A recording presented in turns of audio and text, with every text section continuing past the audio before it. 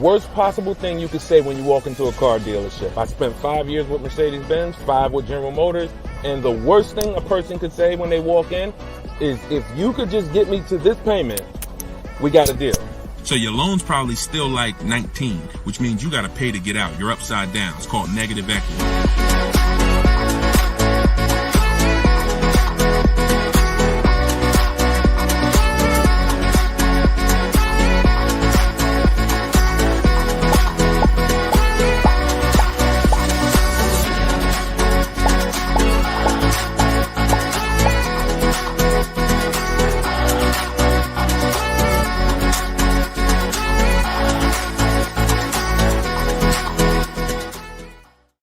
Welcome, everybody. Welcome to episode 7, I believe we're on, of Car Shopping Questions and Answers. We're live. Today is Thursday, 3 p.m. If you're watching this right now, then you are live. What we're going to start doing is we're going to start letting you know, because we do rebroadcast these shows all day, so you can, catch up on them. You can send friends and family to watch the rebroadcast, but right now you are actually with us live. So welcome. If this is your first time here, can you type a 1 in the chat? Shout out to the first time people. I just want to see how many people are new. You've never seen me before. You've never been on a live show. Okay, Troop Chat, I see you, Troop Chat. Good to see you. I always like to know, because most of you probably have never been on a live with me before. What's up, Black Hummingbird? Great to see you. So hold on, I got Instagram on my phone here. And as you come in, first of all, I want to introduce myself, because you don't know me. My name is Deshone. I go by Deshone the Auto Advisor. I spent 14 years in the car business, 5 with Mercedes, 5 with General Motors, and 4, I ran my own brokerage. Now what I've been doing since 2020 is showing you how to get below market car deals on purchases, leases, used cars, new cars, everything from home. I'm the author of the book, the digital book, Cars from Home, 7 Steps to Saving Time, Money, and Avoiding Dealerships. And during the show, for 30 minutes, as part of our welcome offer, you can get your copy for 75% off. It's normally $97, but in my TikTok bio, in my Instagram bio, and in the comment section, you can grab your book. You won't leave the broadcast, so you can make sure you get there before the countdown, but you'll still be here tuned in with us. So I want you to start typing your questions, and then Dolan, who's moderating, is going to pull them into the show, and we'll answer them one by one. Okay? Start typing your questions. I see we already got one from Michelle here on TikTok. Bounce back. Type your question on Instagram. I see you. Type your question in. And could everybody who shares, share? I'm only talking to the sharers. I know who y'all are, and I'm talking to y'all. Shout out to the sharers. And I'm still trying to find out. I might do a giveaway once a show for the sharers only, but I'm gonna have to figure out how to see them. So I got to figure out, maybe you screenshot that you shared, and we trying to do something special for y'all above and beyond, because we can't grow this show without y'all. The ones who tell your friends, the ones who invite your friends, the one who tag your friends, the one who hit those share buttons. Appreciate y'all. So we got something coming for y'all very soon. Okay? So pull the first question, and Dolan, let's get the show on the road. Okay, this one from TikTok. Leasing and maintenance versus purchasing and maintenance. Great question. So with a lease, most times all you're doing is oil changes, tire rotations. If you got a luxury vehicle or import luxury vehicle, maybe they require like a brake fluid change. Like when I worked for Mercedes, you had a service A, service B, service A, service B. That's how it usually rotated. And the service B was, brake fluid change, but it's pretty cut and dry because it's a new car. So versus purchasing, then you're talking about long-term maintenance. Then you're talking about, which if you got a good car, you're usually still doing those things up front. But as you own it long-term, now you're doing things like, you're doing the recommended maintenance. So you might have a 60,000 mile service, a 80,000 mile service, a 100K service. These are all things that come in the maintenance book. And with the lease, 99 times out of 100, we're not doing that. So, you know, it's I'm not going to say we're not doing that, but whenever I lease, I'm not doing those services because we're out of the car way before we ever hit that mileage. So big difference, big difference. All right, go ahead. Next one, Dolan. Let's go. Black Hummingbird, and y'all forgive me because I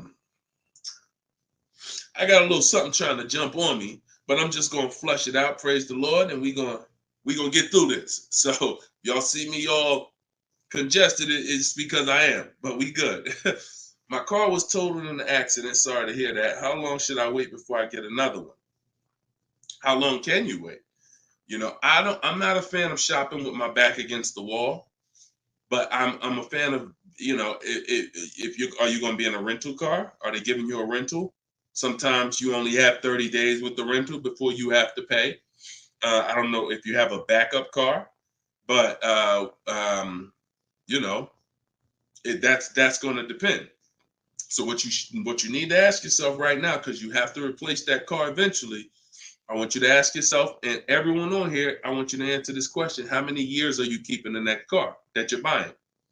Well, first of all, who's shopping for a car now, or you will be in the next 12 months? Type me in the comments. If you're shopping right now, like Deshone, I'm in the market right now, or you will be in the next 12 months, type me in the comments.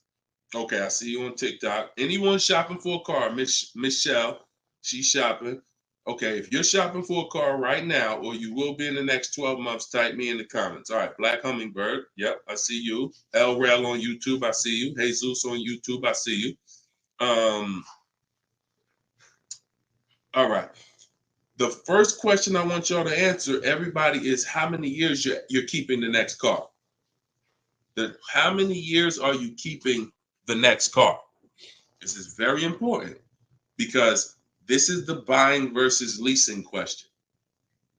How many years are you keeping the next car is the buying versus leasing question. So your Black Hummingbird, when you shop, is going to depend on how long you have. If you got a backup car, then there's no rush.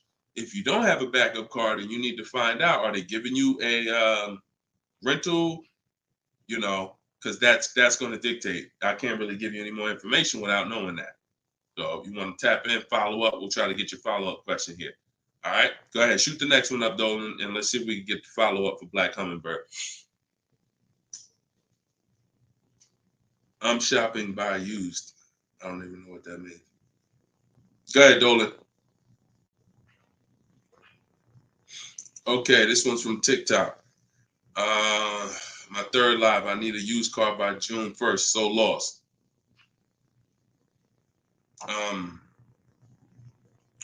Where you lost? Everyone learns differently. So you have to ask yourself, how do you learn?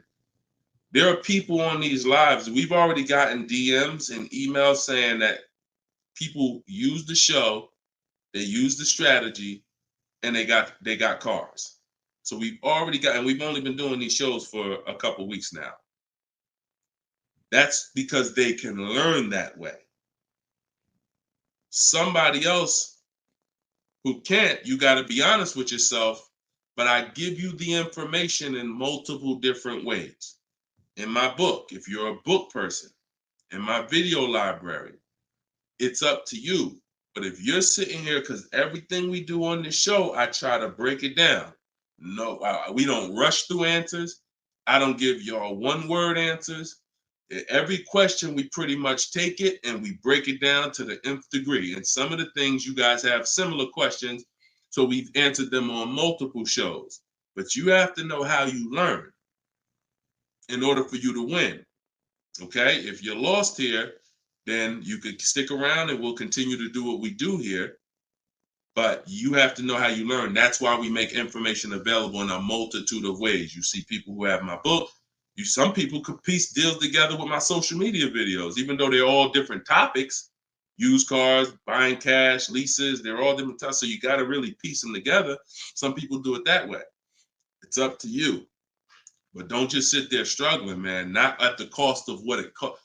Not at what it costs. All my information is available and it's affordable. Some of it's free, a lot of it is free. But every single product I offer, from my coaching program to my book, it's all affordable. So get in where you fit in, brother. That's really the best advice I could give you. All right, go ahead, Dolan. Shoot the next question.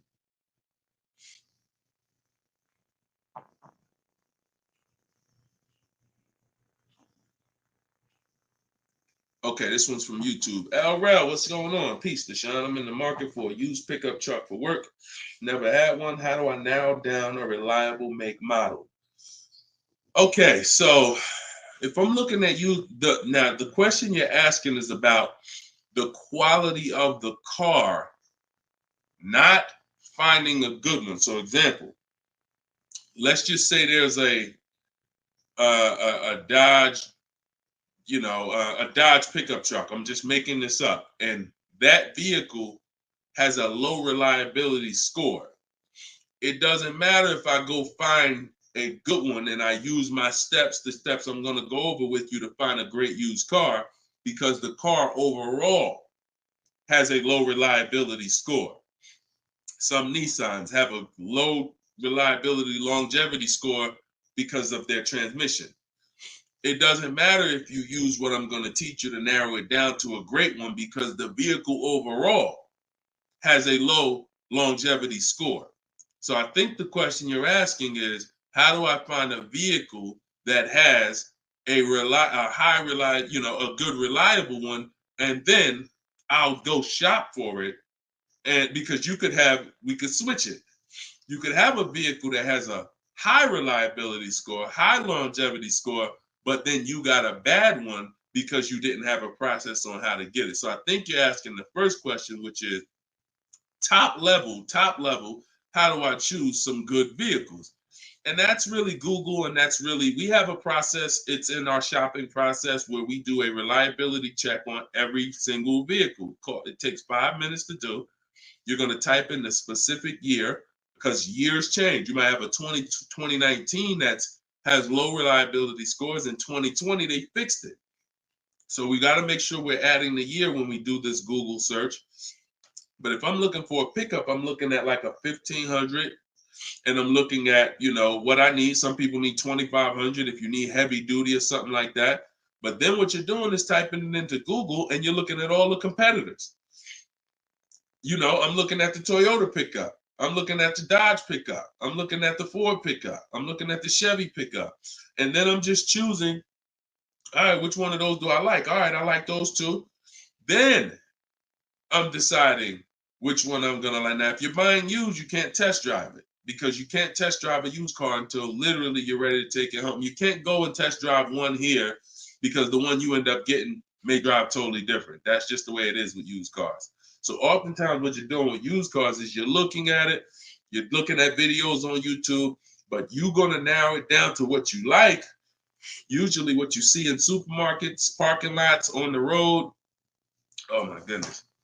Lord Jesus, help me get through this. And then what you're going to do is you're going to do that reliability check. So you go to Google, you type in the year 2019 Toyota Tundra reliability. Then you're going to skim that first page. So that first page of articles is going to tell you all you need to know. If you see low scores, if you see 7 out of 10 reliability, just skim that. Don't pay attention to any site from a dealer. This is part 4. This is in my book, because this is step 4. Because the next step after this car passes this test is now we're going to shop for it. You can't skip this. So that's why this is a really good question. Some of you are skipping the process of doing a reliability, longevity, and initial quality check on the cars you're getting. And that's why you get cars that are in the shop every 90 days. It's not because you bought a bad one necessarily. It's because the car itself has a low rating. Transmission's going out on you because you didn't do a longevity check to see that car is known to have transmission problems at 80,000, 90,000 miles. So if you skip this little 5-minute step, it could cost you thousands of dollars. So you want to do that reliability, skim those articles, And then because you're keeping long term, you're not leasing, you're going to do the same thing with longevity. So you're going to type in 2019 Toyota Tundra longevity. And that's when you're going to see what they're saying about the car long term. Does it, transmission issues, engine issues? Sometimes it'll say right at the top, these cars are known to last 200 to 300,000 miles when properly serviced. Then your name, then the only mission is, all right, the car itself has great scores. Now I have to find a good one. Okay? That's step one now. Okay? That's where you start. Great question. Okay, go ahead, Dolan. Shoot the next one up. All right, we got Philip on Facebook. Would you say buying or leasing is better right now? Also, what about down payment with leasing?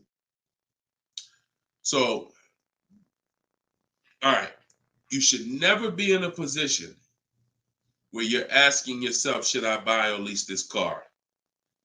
Based on what you feel. Yeah, so I feel like I should buy. No, the buying or leasing question is based on how long you're keeping the car.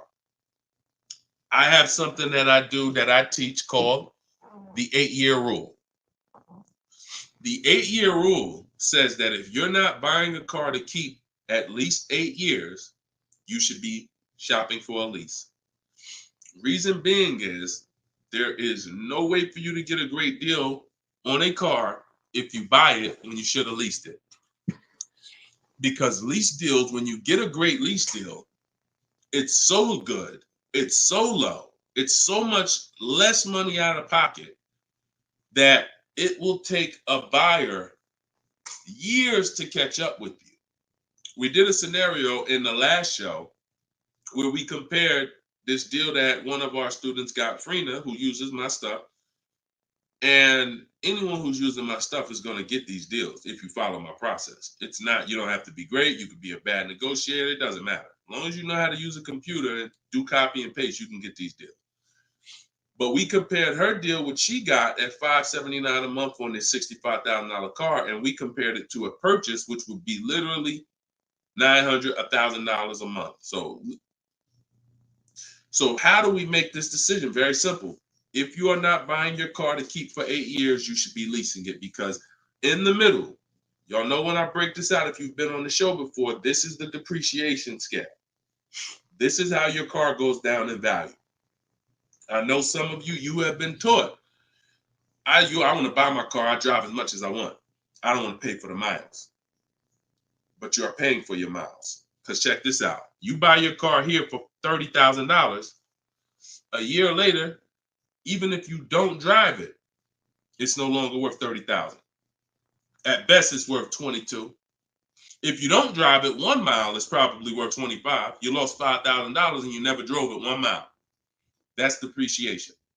So your car is depreciating like this. Year 1, year 2, year 3. That's why you flipping these cars, buying cars, trading them in 6 months, a year. You're losing at least $5,000, $10,000, but they'll hide it in a monthly payment. See, a cash buyer, you never do this. Some of you who are like, I pay cash, you never do it. You never buy a car, turn around, I don't like the car, I'm gonna trade this thing in. Because when you come in and they tell you, well, I know you just paid $35,000, but we could only give you $28,000. I just bought the car 6 months ago. You know what I mean? I lost $7,000 that fast? Yep, at least. You're like, all right, I'm not doing that. But with a payment, they'll hide it in the payment, and you don't understand. You just lost $7,000 in 6 months. So this is how you have to see this short-term ownership when you buy a car. My car is going down in value 20% the first year, 15%, 15% the third year. It's losing thousands of dollars. But if I keep it a long time, 7 years, 8 years, it starts to level out where I'm not losing that money anymore. If you have a car outside your house right now that you've had for more than 8 years, I want you to type the number of years you've had the car. Everybody on here, we're live. This is our 3 p.m. Thursday live show. This isn't a rebroadcast. So tell me right now, everyone who has a car outside, type how many years you've had the car. How many years? If it's 8, if it's 9, 10, 12. Had somebody on the last broadcast, somebody said they had like a 15-year-old car outside.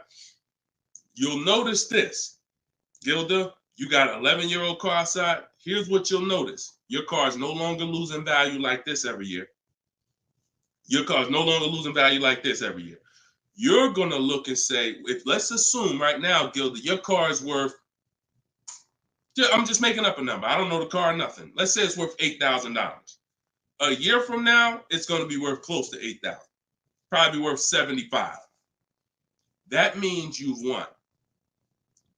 So when you're trying to, when you are buying, wow, Carol's Care has a 18-year-old car outside. So that means you've won, because this is how you win with a purchase, and pay very close attention to what I'm about to say. You don't win when you pay off the car. You pay off the car, but your car's still dropping like this. You didn't win yet. You didn't win yet. You win when you actually pay off the car and now the car is not dropping in value. You beat the depreciation. That's when you win purchasing. A lot of people were taught, don't keep the car that long. And that's where you're losing. That's why leasing is for you. Because there's only two ways you're going to avoid those hits. You're either going to keep the car long enough to get to where people like Gilda and Carol are. Look, Big Rich has these are people who kept cars long term, or you're going to get great lease deals where you're paying pennies on the dollar and you're winning. But those of you who are stuck in the middle, we got to get you out the middle, because you are losing the most money. You buy cars, you resell them. You buy cars, you trade them in 2 years, 3 years, you're losing the most money. You lease, but then you buy the lease. You're losing the most money. You're stuck in the middle. You got to pick a side. There's only two ways to win. Great lease deals, long-term ownership. Anything in the middle, you're losing thousands and thousands of dollars in depreciation. All right, we clear? All right, perfect. Shoot the next one up, Dolan. I see you, Luscious. I purchased the book. Awesome. Congratulations. Enjoy it. This whole show is sponsored by my new book, y'all. It's called Car Shopping. It's called Cars from Home. 7 Steps to Saving Time, Money, and Avoiding Dealers. So we have a welcome special. So you can get your book for 75% off the whole broadcast. Well, 30 minutes. It's normally $97, but you can get yours. We're rated 4.94 on Goodreads. You can get yours for $24 as long as you get to my bio before the 30 minutes expires. And $97 is a great price. Because here's the thing. I got a lot of books on my shelf. I cannot tell you a lot of books that saved me a lot of money. And my goal for this book was to be one of the books where you look at and say, man, this book right here has saved me thousands and tens of thousands of dollars. And that's my goal for the book. And we've been doing well at that. So, all right, this one's from Instagram. Mission Green. I'm in a purchase for 2 years with negative equity. Want to get into a lease. How can I walk away with the least out-of-pocket cap? So, you're in a purchase right now. You realize, Deshone, I'm not keeping my cars 8 years. I want to transition to a lease. Okay, so what you're going to do, the first thing you're going to do is an equity assessment. Equity assessment is when you find out you're going to get the highest bid, because we never sell a car. We don't trade cars. We never replace a car without getting bids on it. We never buy a car without getting bids on it. We never take a loan without getting bids. So what we're doing is we need to get bids, because bids are going to tell us what is the highest offer we can get for our car, which means that would be the smallest amount of negative equity we could possibly have. So as you get these bids, you're going to get your payoff from your bank, call your bank, get your payoff, then go to CarMax. We like to get 6 bids. CarMax, Driveway, Carvana, Kelly's Blue Book Instant Cash Offer. Do not use kellysbluebook.com. It's nothing but a marketing website that it does us no good. Kelly's Blue Book Instant Cash Offer. Auto Nation Sell My Car, and Car Guru Sell My Car. Now, that'll get you 6 offers And once you have those 6 offers, you'll know this is what my best case scenario is when it comes to my negative equity. That's my best case. There's 2 ways to get out of negative equity and get a car. There's 3 ways to get out of negative equity, but one of them doesn't lead to a car right now. So we're talking about the first option. That's what you do, and you want to pay the difference.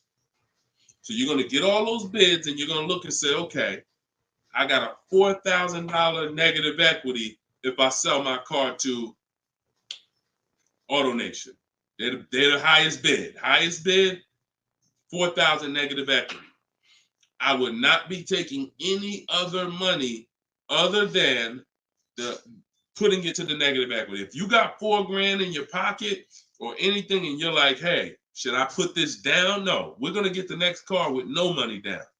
We need to minimize our negative equity by taking the highest offer from the online bidders. Now, once that happens, we close the gap, and that's the way to move. That's the best case scenario.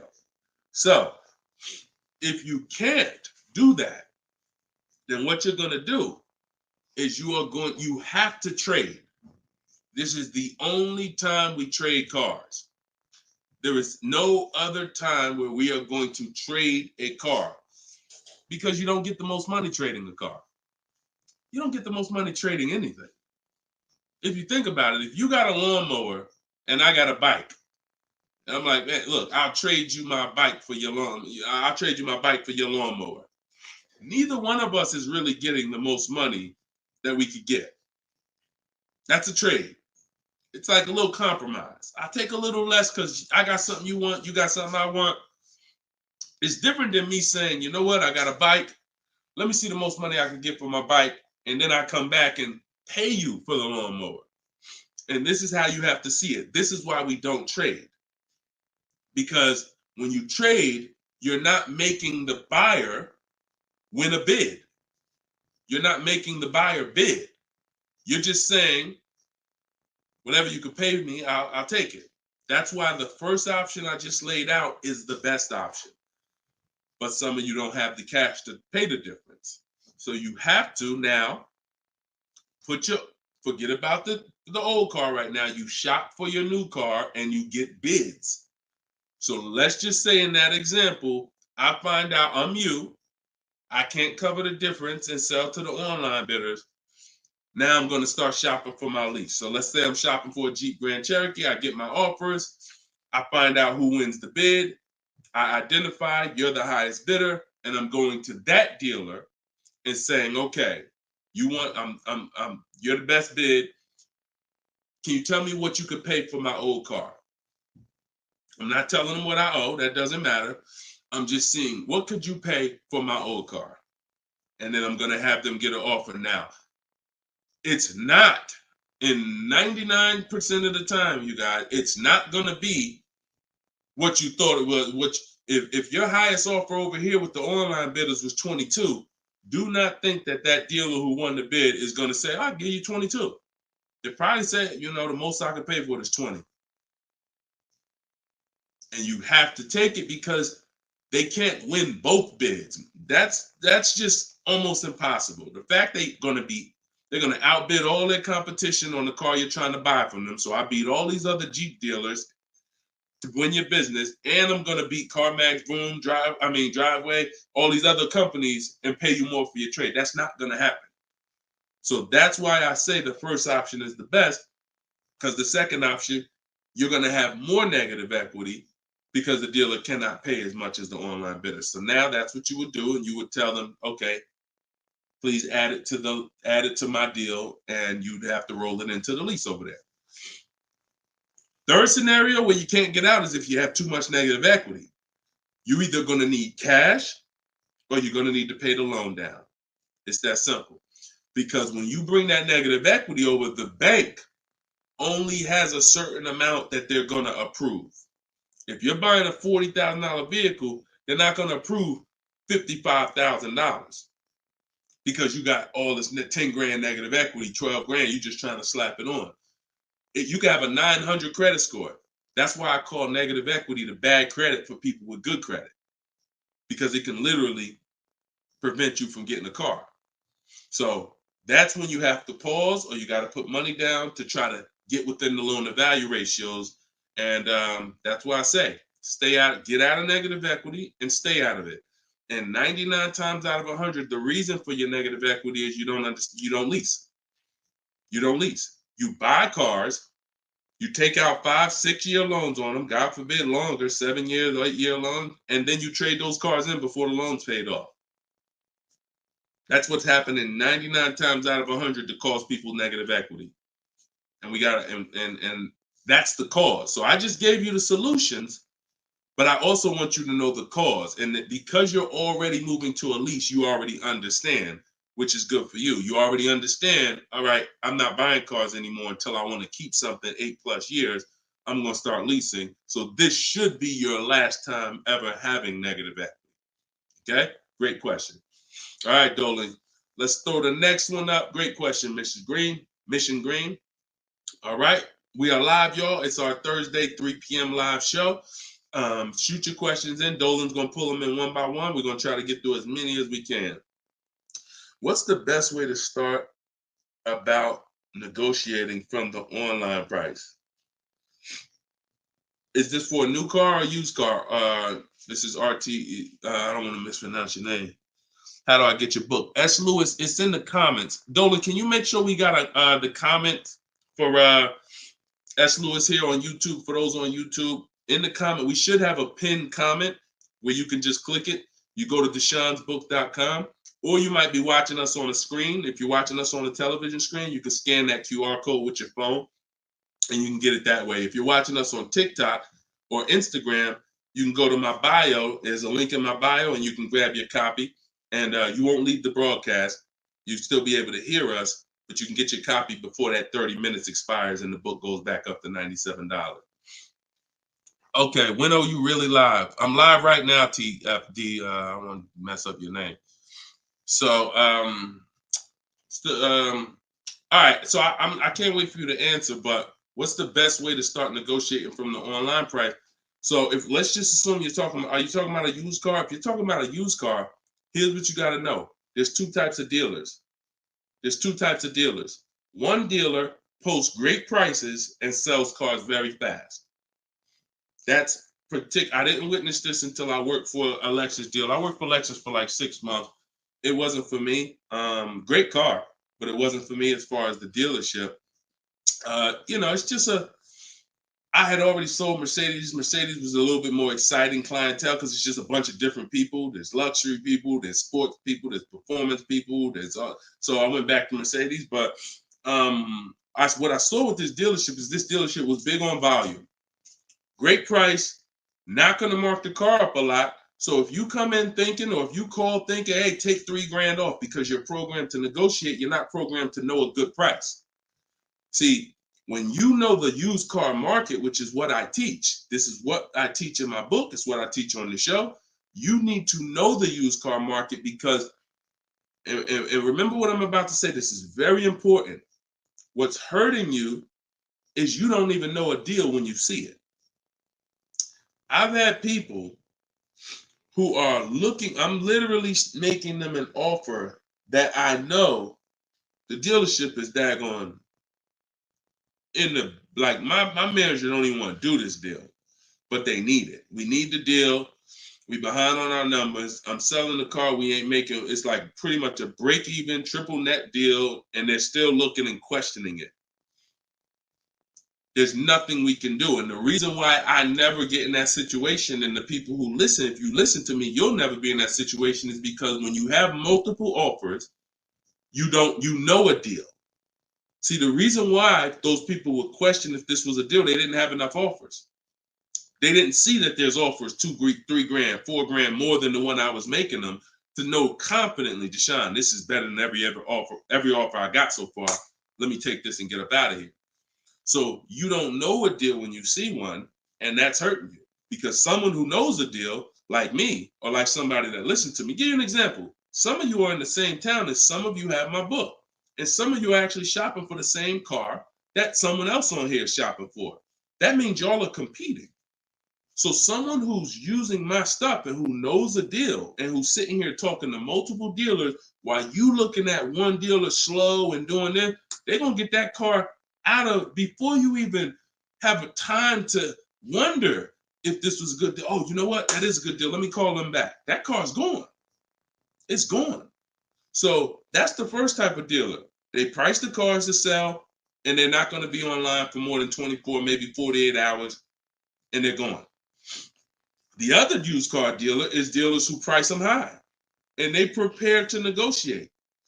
They're ready because they know people want to see a discount, and they're waiting for somebody like you to come in and say, okay, knock $2-3 grand off, you know. But if they're overpriced, what does it matter? If you're overpriced $3,000, $4,000, $5,000, and you take $3 grand off, you're still, it wasn't the best deal.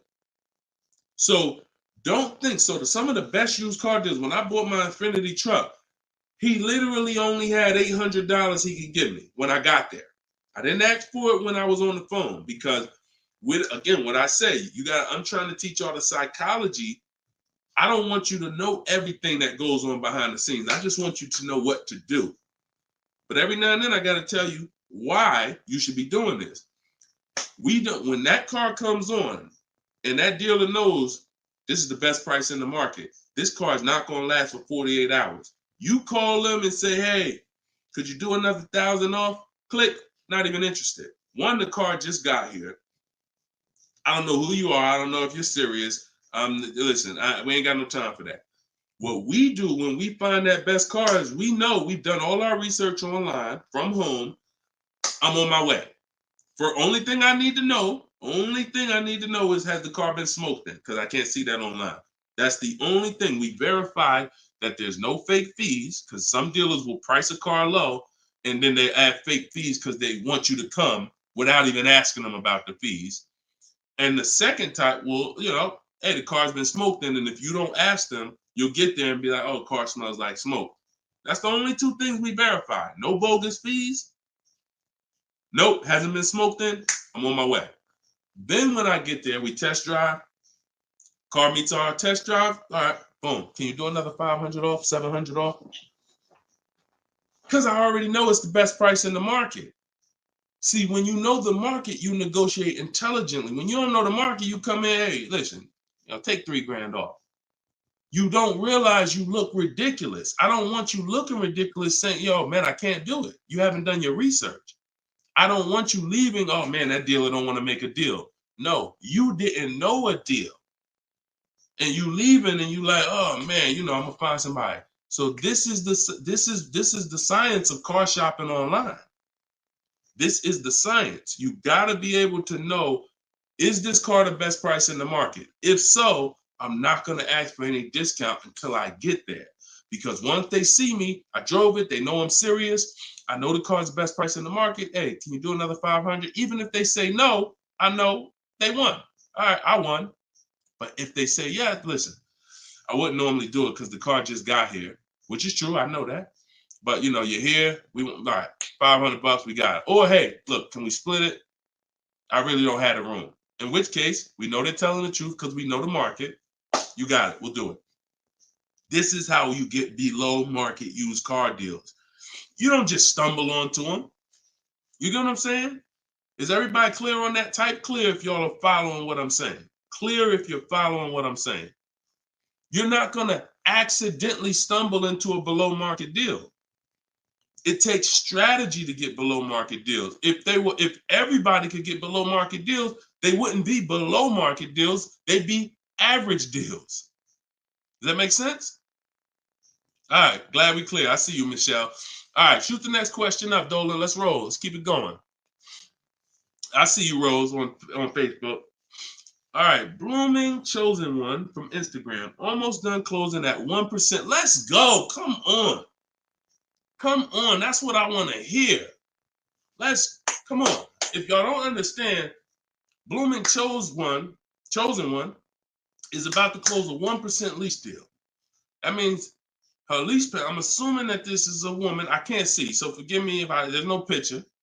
She's about to close a lease deal at 1%, which means her lease payment is 1% of the MSRP, no money down. I just want to make sure it's clear, chosen one. We don't, if it's money down, it's not 1%. It should be like $400 a month. I'm giving you $400.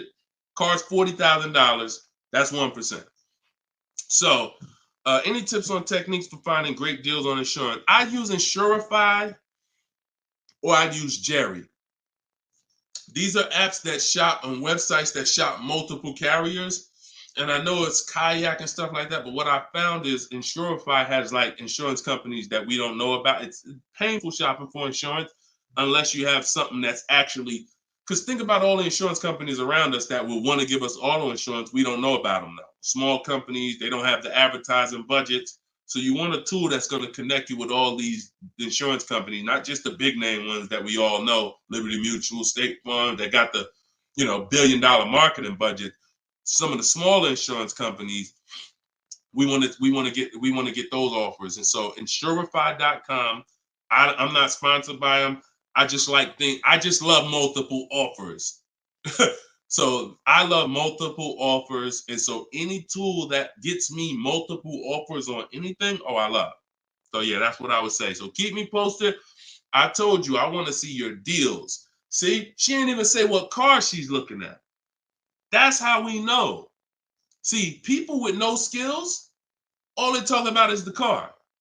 Just got the new Range Rover. Yep, just treated myself. Retirement gift. All they talk about is the car. And I'm not stepping on your toes, but you like Deshone, that's me. That's me. I know who I'm talking to. When you start getting skills and buying cars, making people bid 90 minutes from home, using my systems, the first thing that you're excited about is the deal. The car's second, but the deal's, once this deal's closed, now I'll get excited about the car. All right, good job. Great job. I love it. Go ahead, shoot the next one up, Dolan. All right, from TikTok. Is it true that there is no need for down payment? That if you do it, it goes to the salesperson's commission. If you do it wrong, if you are doing a down payment, it's between you and the lender. If you go in and you're a payment shopper, then your down payment is usually going to go to commission. A payment shopper says things like, how much does that car cost a month? Okay, that's a little high. Could you get it to, could you get it like under 6? That's a payment shopper. No idea about the numbers, just talking about payments. If you stop doing that, and if you've done that, see, I don't want to, look, I hope we're building a community here where people could be honest. If you've done that, type ouch in the comments. If you've gone into a dealer, looked at a car, said, how much those run a month? What kind of monthly payments are on those?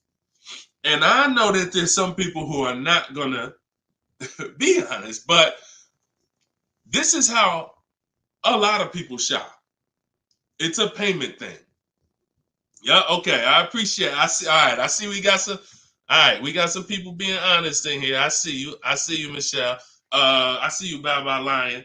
Not Michelle. So that's where you get in trouble. So what do you do outside of that? You separate the payments from the car. The payment you handle when you're shopping for, look, Byron on YouTube said, ouch, just experienced this past weekend. It's terrible out here. It's great out here for us, okay? It's terrible when you have no strategy. It's terrible if you're winging it. It's great out here for us. Like, and I'm not even saying that, underplaying that. Like, I've been doing this so long, and I got just so many people that done learn from me, and so many people getting cars. I got a private group, so I get to see this stuff. You know what I'm saying? I get to. If you guys been on these shows, I share people's stuff. I share Tope stuff, Greg's deal. This is our book, 4.94 on Goodreads. Get your book 75% off, or you can wait and miss the 75. You can pay 97. Either way, it's worth it. Either way, but $24 is better than $97. In my TikTok bio, you got 30 minutes, or in my Instagram bio. But check this out. Kimberly's deal. She saved 20 grand off her Maserati. Look, Bonita, middle of the pandemic. So we've been hearing since we started this whole thing, yo, it's terrible out here. Man, there's no deals out here. Middle of the pandemic. Look, December 2022. Blood in the streets. Kia Telluride, one of the most popular vehicles of the last 3 years. Bonita, from home. Kia, 2023. 600 down, 600 a month.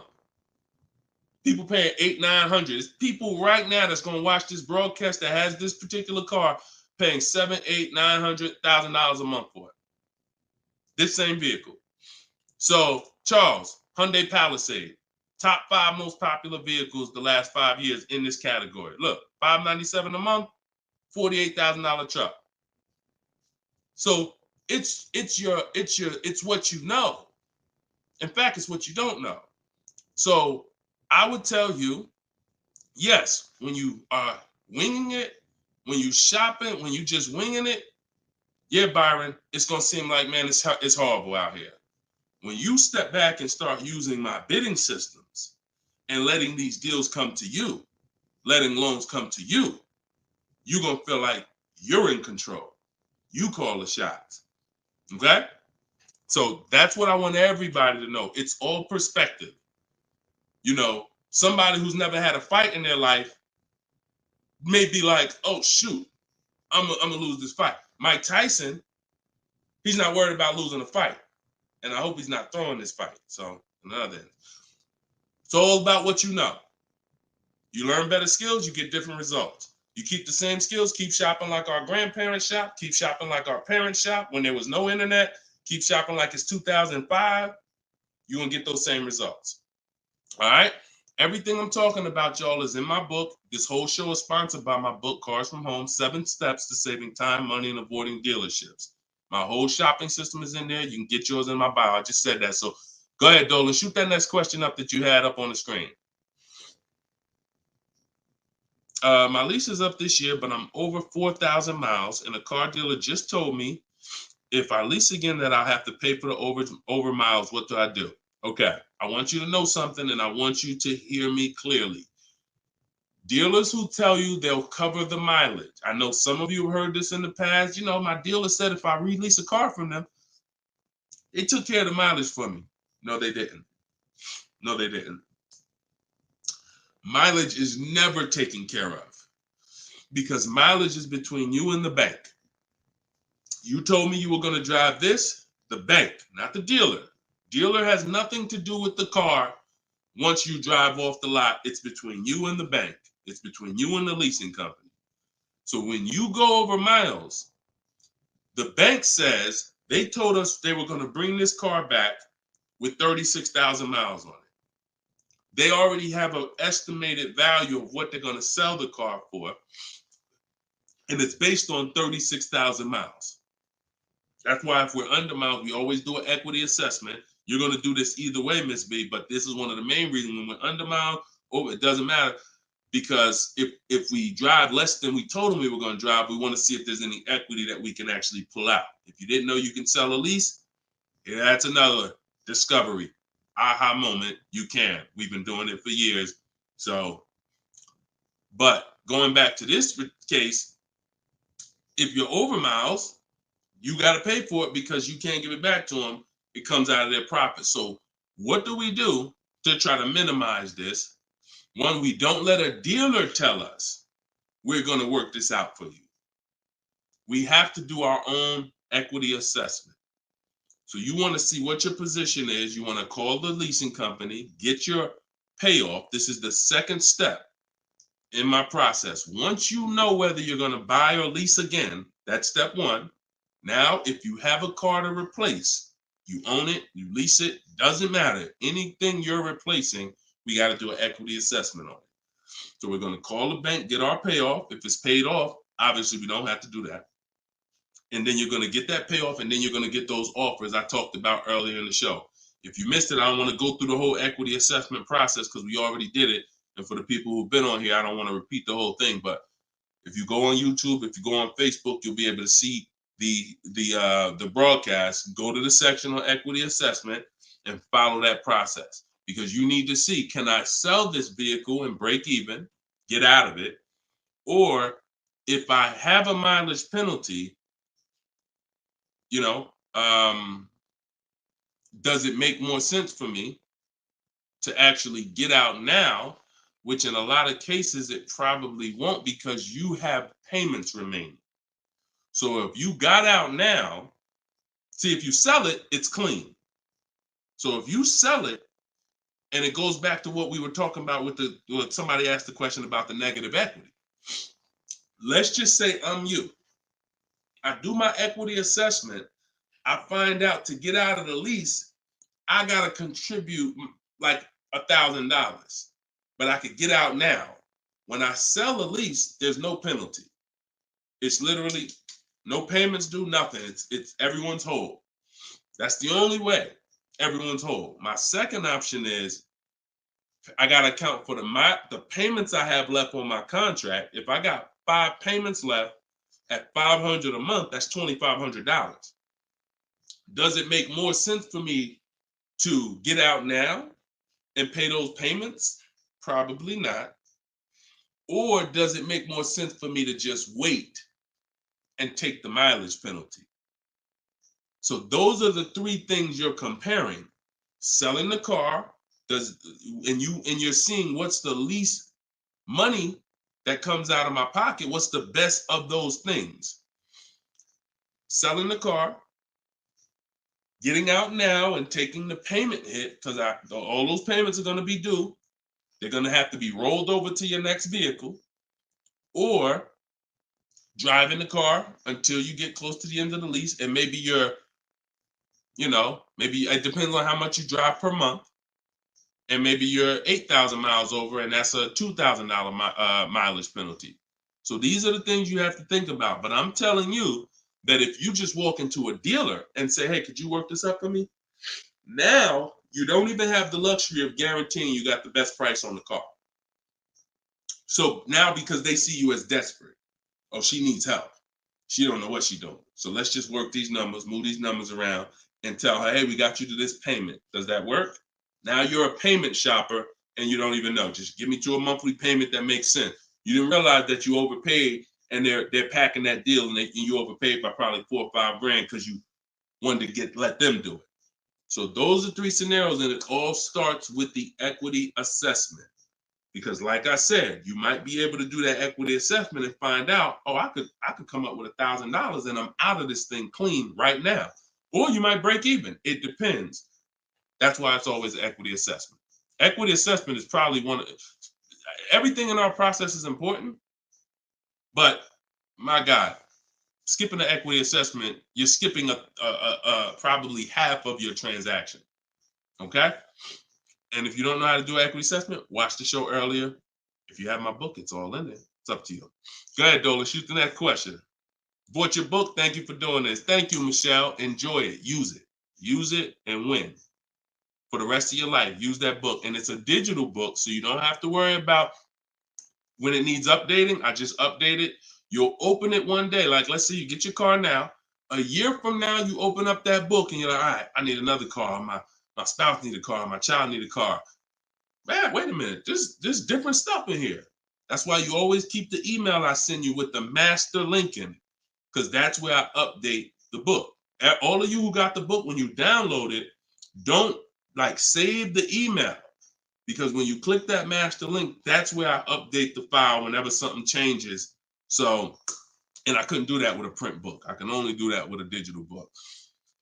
Yeah, don't worry. I don't do trades, J. Paul. So if you ever see somebody selling crypto, all of that, like anybody with a decent amount of followers is going to have knockoff accounts. Like, I do car education. That's all I do. I don't do crypto. I don't do none of this other stuff. It's been fake Deshone the Auto Advisor accounts since we was on TikTok. We got 1.5 million followers on TikTok. The fake Deshone the Auto Advisor accounts started popping up. Nothing we can do about it. You got to watch it, though. Watch it. Okay, this one's from Instagram. Considering a lease of a Lexus electric vehicle. First time lease customer. Do you have any advice shopping for a lease premium electric vehicle? Same process. Same process.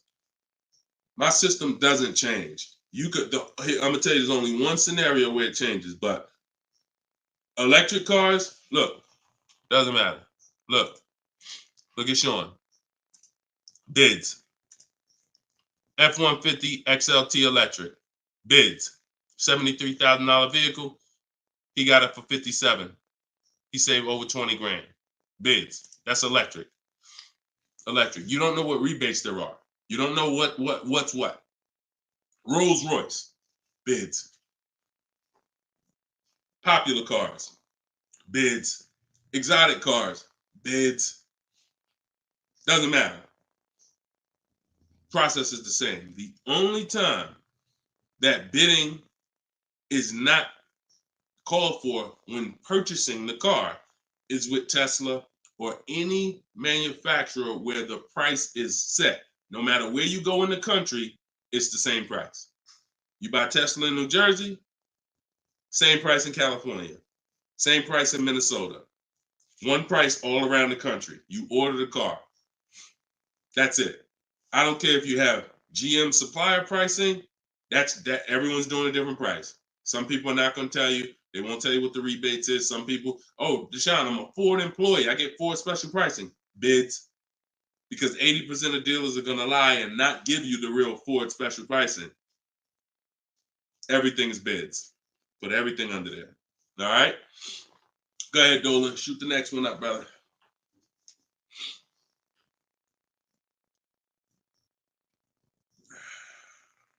No, you don't bid. You don't bid, Coco. You're making people bid. This one bounced back Brian from Instagram. What's up? Hey, bro, I recently financed the BMW 330M, but the problem is they gave me a high APR. Sounds like a payment shopper. Listen, we got to take responsibility. You accepted a high APR. Now, how do you get out of it? Only way is to refinance. You can refinance or sell a vehicle.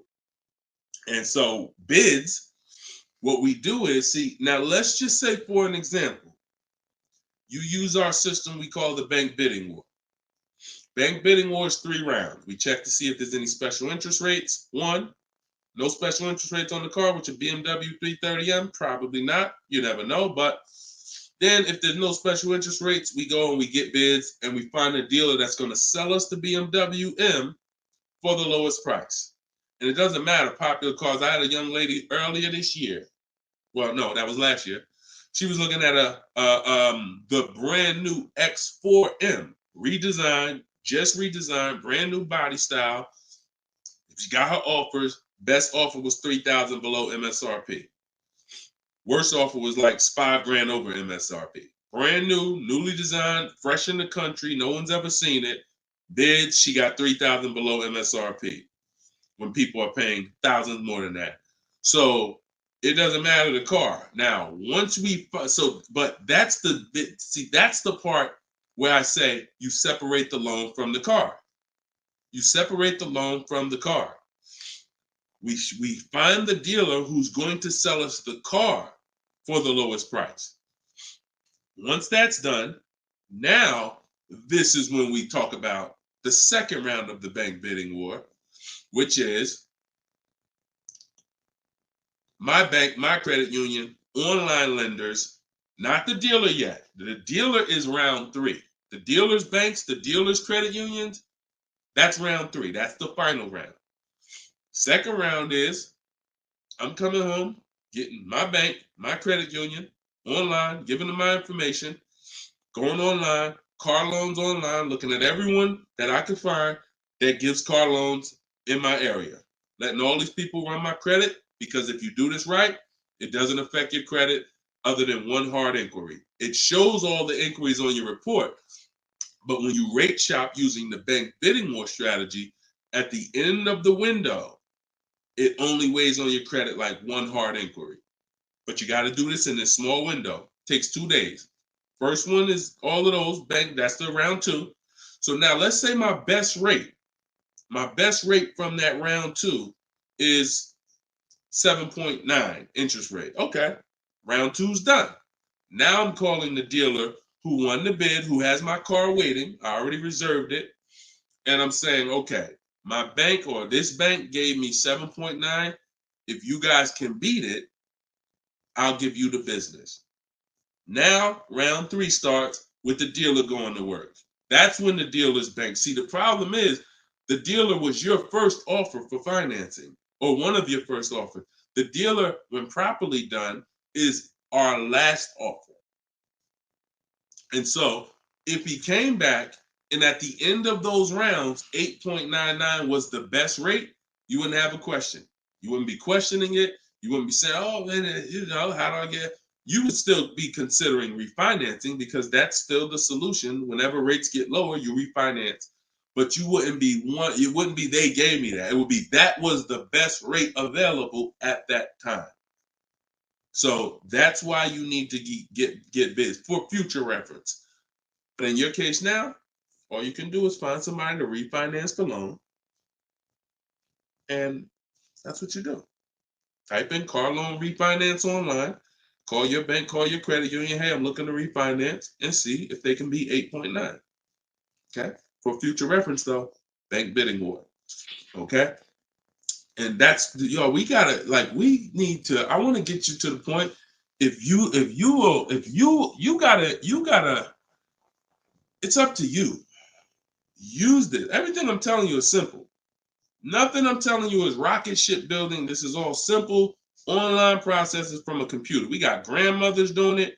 We got introverts doing it. Doesn't matter. We don't even talk. Has anybody heard me say anything about talking? No. We're using online tools to get these processes done. That's why they work for everybody. If you had to talk, then yes, you could mess it up. But this is for the future reference. We want to guarantee that we got the best price. And the only way we're going to do that is with bids on everything. Okay? Go ahead, Dolan. Next question. Great question, though.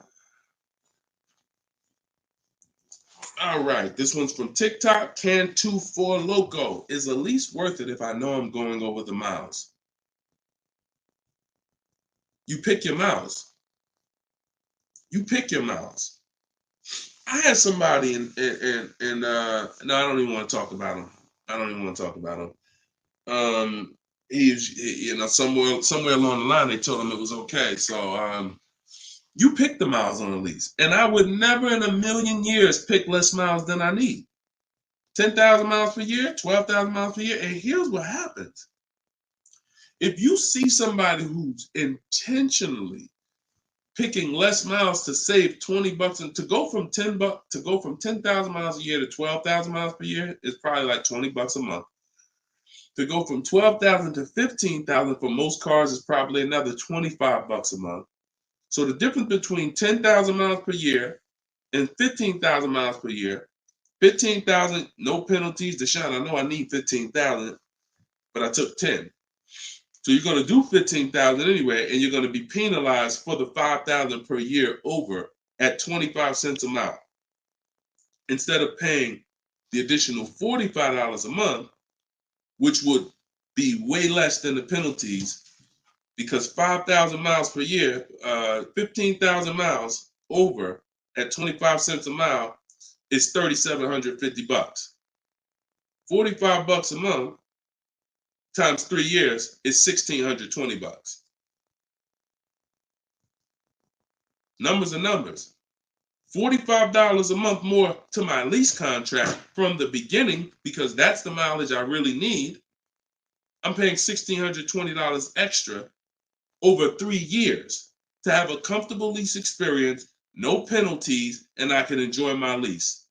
Versus taking 10, knowing I'm going to drive 15, and then looking and saying, dang, I'm over miles by 15,000 miles, and how can I avoid this almost $4,000 bill that's coming? Choose your mileage wisely. Deal structure. Step 3, I got a whole step in my process on deal structure. This falls under deal structure.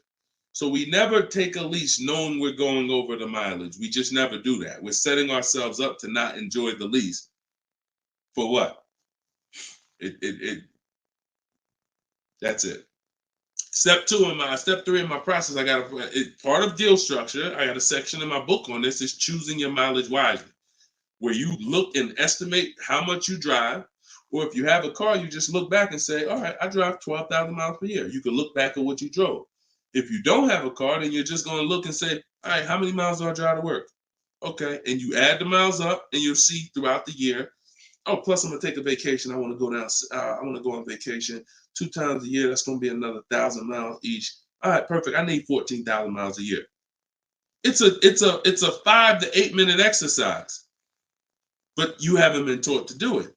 So there's nothing in I don't skip anything because I've been doing this since 2006. I've seen thousands of scenarios working in dealerships, General Motors, Mercedes, thousands. And every time I see something that is horribly wrong, that's costing somebody money, I just made sure I added it to my process. Okay, I'm gonna make sure anybody who listens to me doesn't do that, because this is what happens when they do that. So we got to choose our mileage wisely to actually enjoy our lease. Okay. All right, y'all. Look, we hit 1 hour and 6 minutes.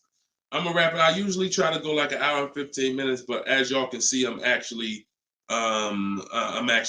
struggling to get through this. I need to go and get me some tea, and that's what I'm gonna do. This is our second show for the day, and some of you may be watching us on a rebroadcast, but right now we're live. We've been live Monday, Tuesday, just so y'all know, and I'll probably have a link in my bio by tomorrow to our calendar. But most days we're going live Monday and Tuesday, Thursday and Friday. We're going live at 12 noon Eastern time, 3 p.m. Eastern time. So that's when our show is going to air live. And every time you see us on a rebroadcast, we're going to have a sign on the top that says rebroadcast. So y'all know, okay, this is a rebroadcast in case I couldn't watch the whole show. I was at work. So we rebroadcast all the time. But yes, always a pleasure, y'all. Let's keep winning. Shout out to the people who got my book. I appreciate y'all. Thank you to those who reviewed it, who helped us get to 4.94 on Goodreads.com. I appreciate you, and continue to use the book and continue to unlearn the bad stuff you learned about car buying. If you don't hear me say it, that's because I don't do it. And no one who listens to me does it. You hear somebody say, yeah, I was in the dealership. I was in there like 4 or 5 hours, but man, I was using what Deshone teach. You wasn't using what I teach, because we're not in dealerships more than 30 minutes. 30 minutes tops. If we in there for more than 30 minutes, you could clearly say, this ain't what Deshone teach, because I'm only here to test drive, or I'm only here to pick up my car if they don't deliver. That's the Cars from Home way. So you can get your book in the bio, 75% off, as long as you didn't miss the countdown. Even if you missed it, it's $97. Great price, but all right. Let me get up out of here, y'all. And always a pleasure. God bless y'all. And make sure you like and subscribe if you enjoyed the content. Tell a friend. All right. I'll see y'all on the next show. God bless you all.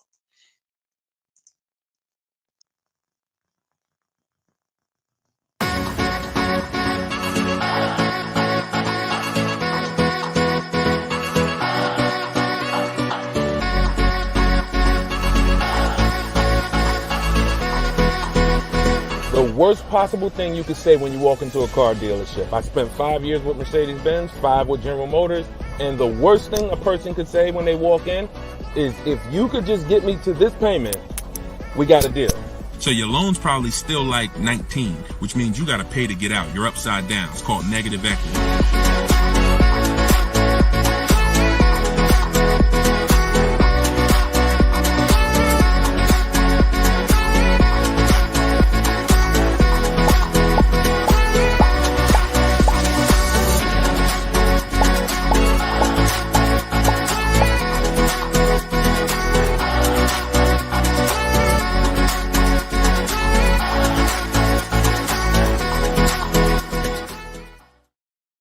What is going on, everybody? Welcome to episode 9.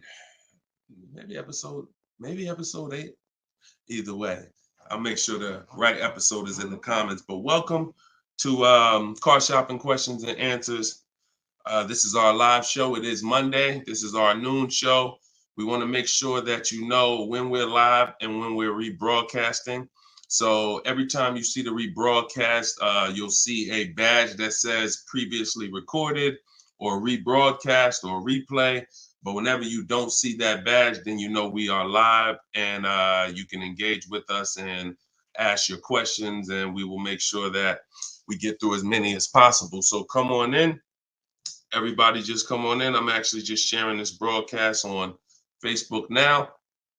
And on TikTok, welcome. I see you, Claudia. I see you, Dreamer. You guys can start typing your questions in.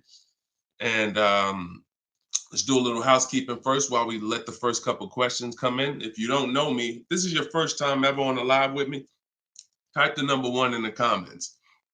I want to give a welcome to the first time people who've never been on a live with us before. And welcome back to the people who've been here before. I'm your host, Deshone. I'm known as Deshone the Auto Advisor. I spent 14 years in the car business with Mercedes-Benz, General Motors, and running my own brokerage. And now what I do is I teach people the science of car shopping from home. I'm the author of Cars from Home, my new digital book, 7 Steps to Saving Time, Money, and Avoiding Dealerships. And everything that I talk about, if you've seen any of my social media videos, everything is based on one of the 7 steps in our shopping system. So we don't hold back. So you guys can come in. I see a lot of people on TikTok coming in. Could y'all start tapping the screen if you're going to spend 10, 15 minutes with us? We're usually here for at least an hour. If y'all can start tapping the screen so we can let TikTok know we're about to talk some serious money over here. Frankie, I see you. Good to see you, Frankie boy. Thanks for sharing. Shout out to the sharers. And whenever we have the first question, we will certainly get down to it. Also, if you, all of you do have the opportunity to get my new digital book at 75% off. I always like to let you know about this welcome offer. The book is normally $97 and it's currently 4.94 stars on Goodreads.com. So thank you to all of you who have taken the time to rate the book, to review the book.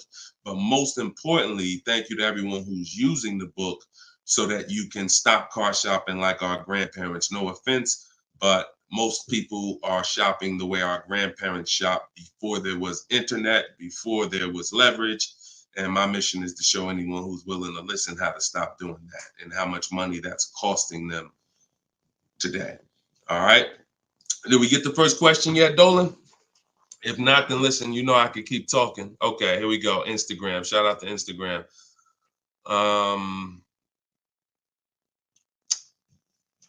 All right. How long should you wait to refinance? It's a good question. I would refinance when it makes sense. If you have rates are high right now compared to where they were a year ago, 2 years ago, 3 years ago. So if you guys are in a higher interest rate than you could qualify for today, then you want to refinance as soon as possible. If you have an 8% rate and you could refinance to a 6% rate, you guys know on this show, if I talk about the money, 2% on a $30,000 loan is thousands. That's not hundreds. So if you have it, on some of you have improved your credit. So you may have had a lower credit score a year or 2 years ago when you got your car, but now your credit score is higher. So you want to make sure you are following this guideline though. Most of the people who want to loan you money want you to take more for longer. That's just what they want you to do. I am of the mindset of you don't want to stretch the loan out long. You don't want to stretch the loan. You don't want to stretch so if you've already paid for a year or two, you don't want to stretch the loan out longer because they'll want you to take it longer. They'll tell you right up front, if you take a 6-year loan, your payment's going to be this. Meanwhile, you've already paid for 2 years. Don't fall in love with the new lower payment. Fall in love with paying as much as you can at the higher interest rate. So if you can pay a higher payment for 4 years, pay the highest payment you can to get the loan out of the way faster. Don't be tempted to stretch out the loan and go longer with it. Or else you're falling into that trap. Like I said, people want to loan you money, want to lend you more for longer. They take it for 6 years. You could always pay it off earlier. They're hoping you don't. Okay, so that's typically the rules of thumb that I like to follow. All right. This is from Instagram. Well, this is Luna. I was desperate and just got the first deal. I set a very high payment. Can I refinance for a smaller amount? Luna, weren't you on the show a couple of days ago? I was desperate and just got the first deal. I set for a very high payment. Can I refinance for a smaller amount? It's probably going to be early for you to do that. Did you? Hold on one second. If you hold on, let me open the Instagram comments so I could actually see. I know Dolan's bringing the comments to the show, but I want to make sure I could actually see the Instagram comments. Hold on. Okay. So because if you just got the vehicle, I mean, you could try to refinance, but it depends on how high of a rate they gave you compared to what you could have gotten if you would have followed like our bank bidding war process. You bought a brand new 24 Mitsubishi. Okay. Haven't you been on the show, Luna? This isn't your first time, right? You've been here. You've been with us for a couple.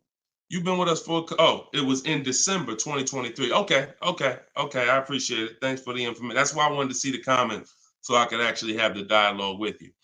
Yeah, I mean, that's all you could do. You could try and you could try to refinance online.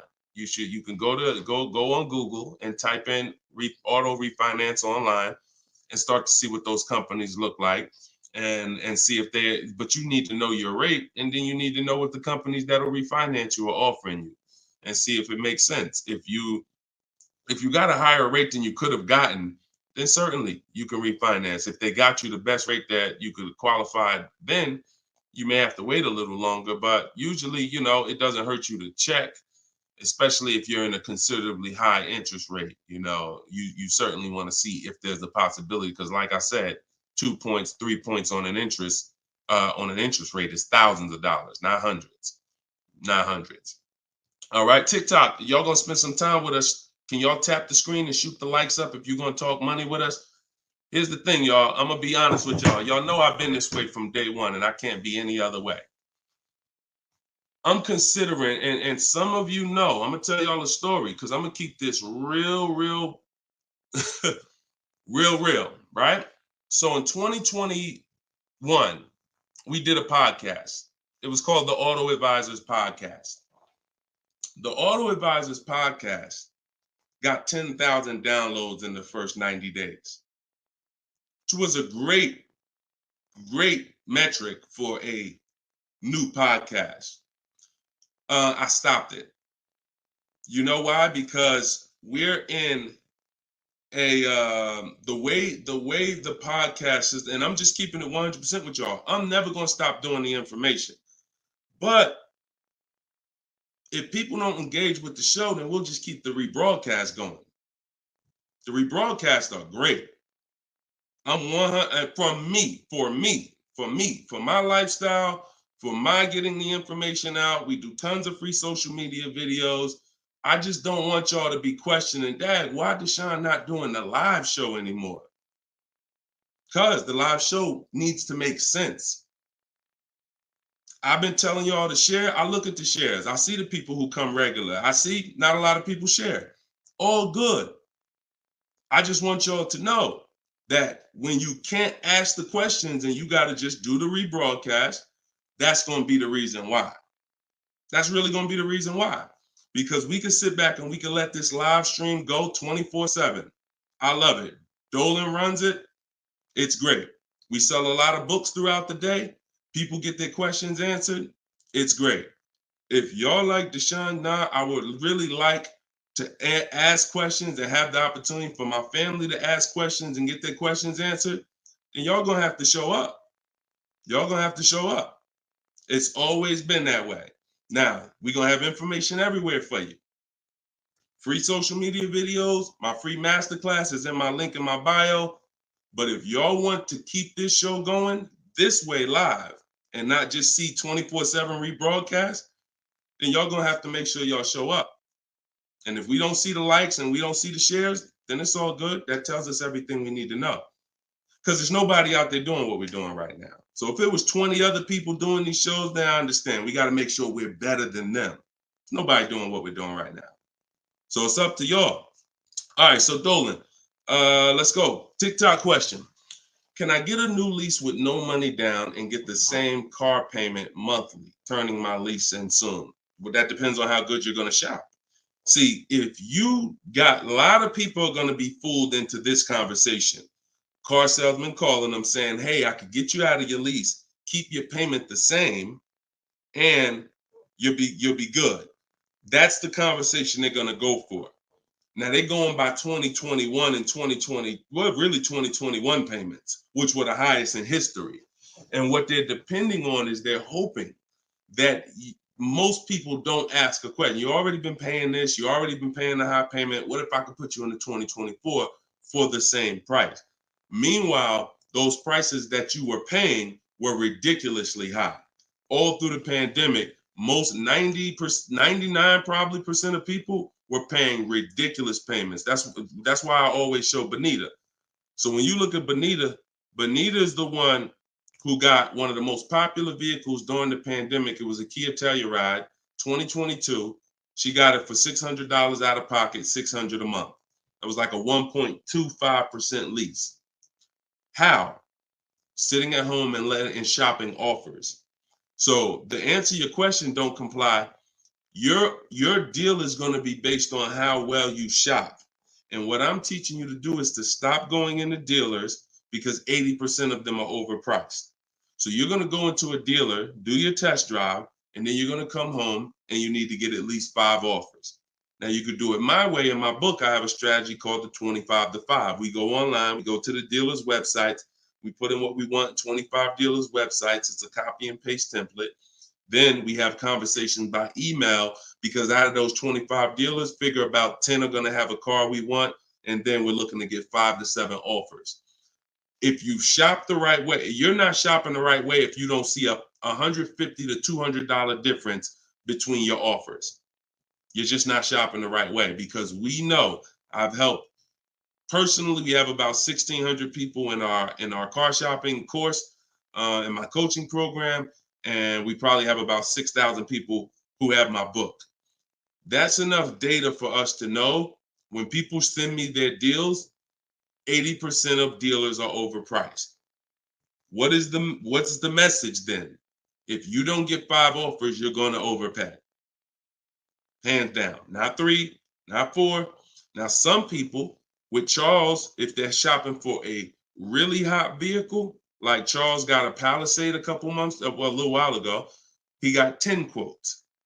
So he reached out to 35 dealers. But look what he's paying. $48,000, almost $49,000 vehicle, he's paying $597. And both of those deals were no money down. So if he didn't know how to shop, then he would be paying $700, $800. Some of you may be looking and saying, Deshone, man, I got a Palisade and I pay a lot more than that.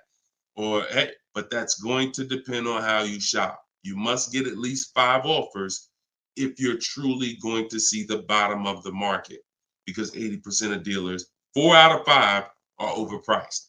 So certainly you could do deals with no money down. It's not even a question. And don't pay attention to commercials, because what you'll see is neither one of those 2 deals that I just showed you were from a commercial. They'll probably, when you look at what a commercial says you can lease a Kia Telluride for, especially or a Palisade for, especially a $50,000 Palisade, it would be a lot higher than this, and it would be with 1,000 down plus tax plus fees.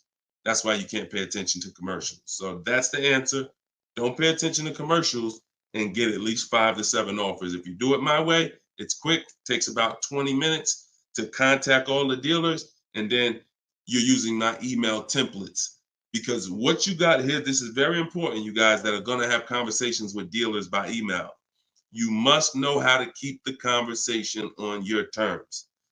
You must know how to keep the conversation moving forward. When people ask you, hey, can we get on the phone? Hey, can I get your phone number to call you? Hey, when can you come in? You must know how to have the conversation stay on your agenda. That's why I wrote the scripts. But even if you're not using my book and my scripts, make sure you are committed to staying the course, that you're not getting on the phone, you're not coming in, and that you're going to be shopping from home. Okay? Because salespeople will try to get you to come in. All right, go ahead, Dolan. Shoot the next one up.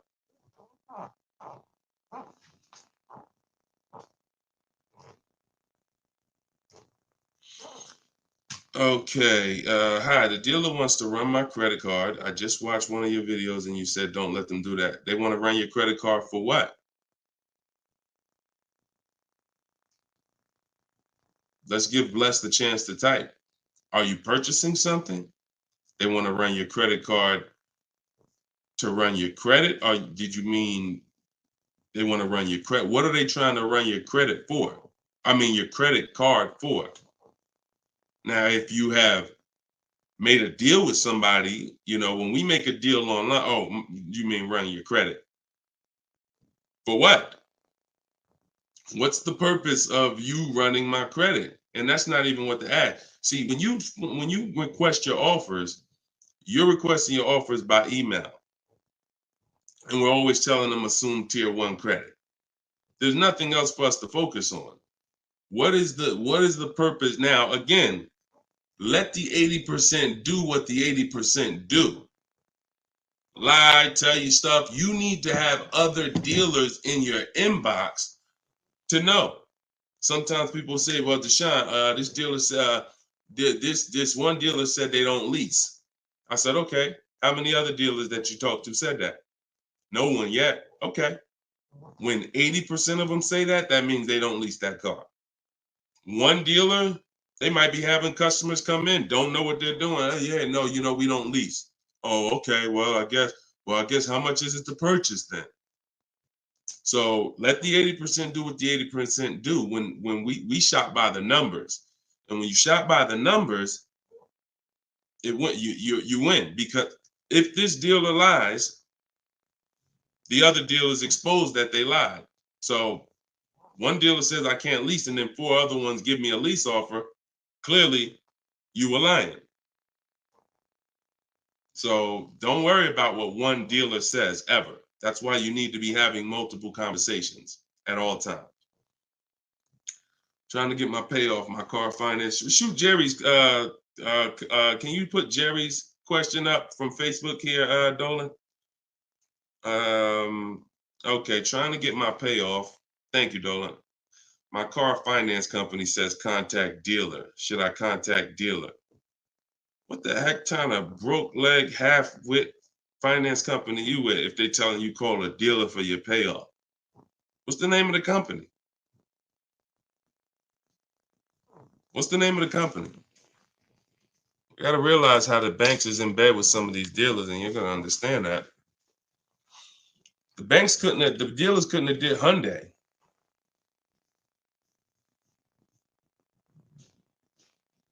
Why would they tell you contact the dealer for your payoff? Scumbag. I would call and speak to somebody else. The dealer has nothing to do with the car.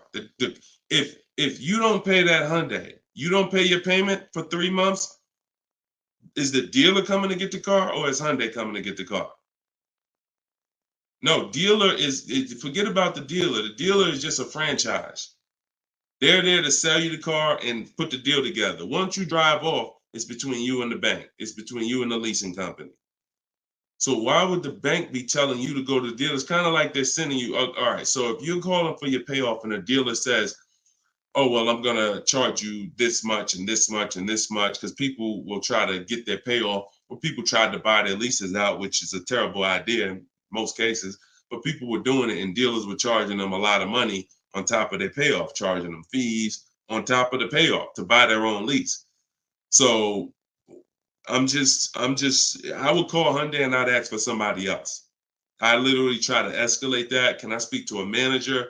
Can I speak to somebody? Why are you telling me to call the dealer when the dealer is not who? The dealer has nothing to do with the car anymore at all. From the day you bought it, it's between you and the bank. You're the one that I owe. Why can't you tell me my payoff? And I would speak to somebody until I can get somebody on the phone who can give me an intelligent answer. That's ridiculous. That's ridiculous. TikTok quiet today. Y'all quiet on TikTok, boy. What's going on? Are y'all gonna send questions in? Let's keep them coming from Instagram then. TikTok, y'all usually be the ones sending the most questions. Let's go. What's up, Ron? What's up, James? Let's go. Type in your questions if you want. Let's go. We'll be here for about an hour. Deshone got the ebook. Sent email templates out, got responses, perfect. Using the counter offer calculator, perfect. And they either stop communicating or say I have to come in to do any further negotiations. We have scripts for that. We have scripts for that. No, none of the other dealers I speak to have said that. Just go to the script. Every single thing is a script because I know what they're going to say. I had to use those same templates. So always keep the conversation. When you make the last counter offer, it's always a question. That counter offer is a question. So now when they come back and say anything, you look for the script that replies to that and keep the conversation moving forward. You know, once you send the counter offers, now you're just getting to the point where you're trying to see who's the best one. That's it. The counter offer calculator makes counters based on the best offer. So whatever that best offer is, it counters everyone. See, and they may stop communicating because they're already high. So if somebody gives me a 1.1% lease and other people give me a 1.4, 1.5, 1.6, when I counter, I'm countering based on the 1.1. Because once one dealer gives me that type of discount, I know that y'all just choosing not to. That's why if they say, how'd you come up with that number? The script is always, it's a little bit lower than my best offer I have already. So they know you can act like this is the bottom price that you have, but we already have the best offer here. That's why we always put in the offers, and the counter offer calculator creates the counter offer based on the best offer. I don't care if none of y'all reply anymore because y'all already showed me y'all are overpriced. So I'm gonna let you know that based on my counter offer, I know this deal could be done.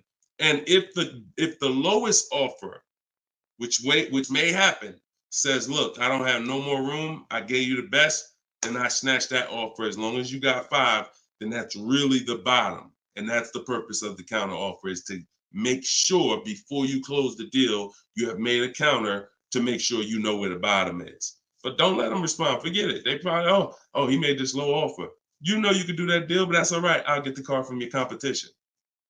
All good. All good. All right, next question, Dola. All right. All right. That might not have any other questions. I have an isolated event. Car was total. Check getting cut this week. Can I pay to speak with you 30 to 60 minutes for a single purchase? No offense. I've been helping groups. You gotta understand, y'all. Look, I have been helping groups buy cars. Look, let me show y'all something, okay? And I'm saying this so y'all understand, right? Since 2021, this is my private group right here. All right. This is my private group. We have 1,400 people in the group. Now, not everybody who joins us in Maps Academy joins the group, because some people just don't come to Facebook. They'll come on my Zoom coaching calls. But this is how I help people one-on-one. Not even one-on-one. This is how, when you see, can everybody see this? I just want to make sure everybody can see this. This is how I work with people. If you're getting my book, you got my book, you got my strategies. This is what we've been doing. Look at the dates. Look at the dates on these cars. All recent. So I don't work with it. It makes no sense for me to work with somebody one-on-one. I don't have to. The people who have been in my group since 2021, we get to the deals, because there's no situation that you're in that's a special situation. I guarantee you that. It doesn't matter. I've had thousands of scenarios. Nothing that you have is special where it requires this special process. Your car got totaled, you need a car, you're going to follow the 7 steps. That's not going to change. If you don't have a car, you can skip the equity assessment. The rest of the 7 steps apply. It doesn't matter. You think you need a special plan. No, you need a plan. And that's the plan that I have in my book or in my group or what I'm answering here. So you can feel free to ask your question. But your situation, this is very common. There's probably 1 million people around the country in your situation right now. Car was totaled, need a car. Common, very common. I know it's like overwhelming for you, not for me though. Super common. Okay, yeah, check your spam, Jerry. Check your spam or your junk folder. All right, Troop Tip. You see that question from Troop Tep on TikTok, Dolan? Unless you got something before that. All right, another one from Instagram. I'm looking to get an electric vehicle, and I'm not one to keep cars. I'm interested in getting a lease, but don't really know how the process works. You must get bids. You must get multiple offers, or you're going to overpay. Electric cars, doesn't matter. Same process. Bid, exotic cars. When you look at, Sean's getting an electric truck. He probably got it already. But he sent me this message, and he was looking at a $73,000 F-150 Lightning. He ended up getting $20,000 off the truck. Now he's buying it. He's not leasing it. So, Tope had an electric BMW lease. She got a BMW i4 e-drop, $54,000. She got her bids. She ended up saving $8,500 total with the rebates and the discount. She's paying $690 a month for a $54,000 vehicle. So these deals that you're seeing, these are real deals. These are below market deals. These are not going to be had going into dealers and negotiating because one, you're never going to get that deal from an 80% dealer. It's not going to happen. An 80% dealer will never discount the car enough for you to get the best price. So you don't know. Unfortunately, there's no sign that's on, hey, we're an 80% dealer. Don't come here. There's no sign. The only way that you know is by getting multiple offers. Now, you could do it manually. You can call around, talk to some sales managers, and try to get at least 5 offers. We do it online. We do it with scripts and templates, and that's what's in my book. So if you just jumped on, my new book is called Cars from Home, 7 Steps to Saving Time, Money, and Avoiding Dealerships. It has all my templates in there, all my scripts. It's normally $97. But while we're on, for the next 30 minutes, you can get it for $24 if you get to my link in my bio before the 30-minute countdown is up. Once the 30 minutes is up, it does go back up to $97, which is still a great price because everything in that book is going to save you thousands and thousands of dollars. That'll be the most valuable book, but that's only if you want to use my scripts, my resources, and have me do the talking, which is you typing. But if you're going to do the talking, then I would call around and I get at least 5 offers, or you're going to overpay. No doubt about it. At least 5 offers. Okay. You can't calculate a lease manually. You can't try to calculate a lease and think. And even if you can calculate a lease manually, you still don't know what rebates are, what incentives there are. Sean didn't know there was $15,000 in rebates. How did he find out? Multiple offers. The best offer ends up revealing, wow, it's $15,000 in rebates on this truck. He wouldn't have knew that just walking in and trying to see, all right, what's the best deal I could get? 80% deal is never going to tell him it's $15,000 in rebates. So multiple offers is a must. Okay. Go ahead, Dolan. Great question. I'm new to your platform. I joined late. What do you recommend I do? I'm not sure I understand the question. What do I recommend you do about what?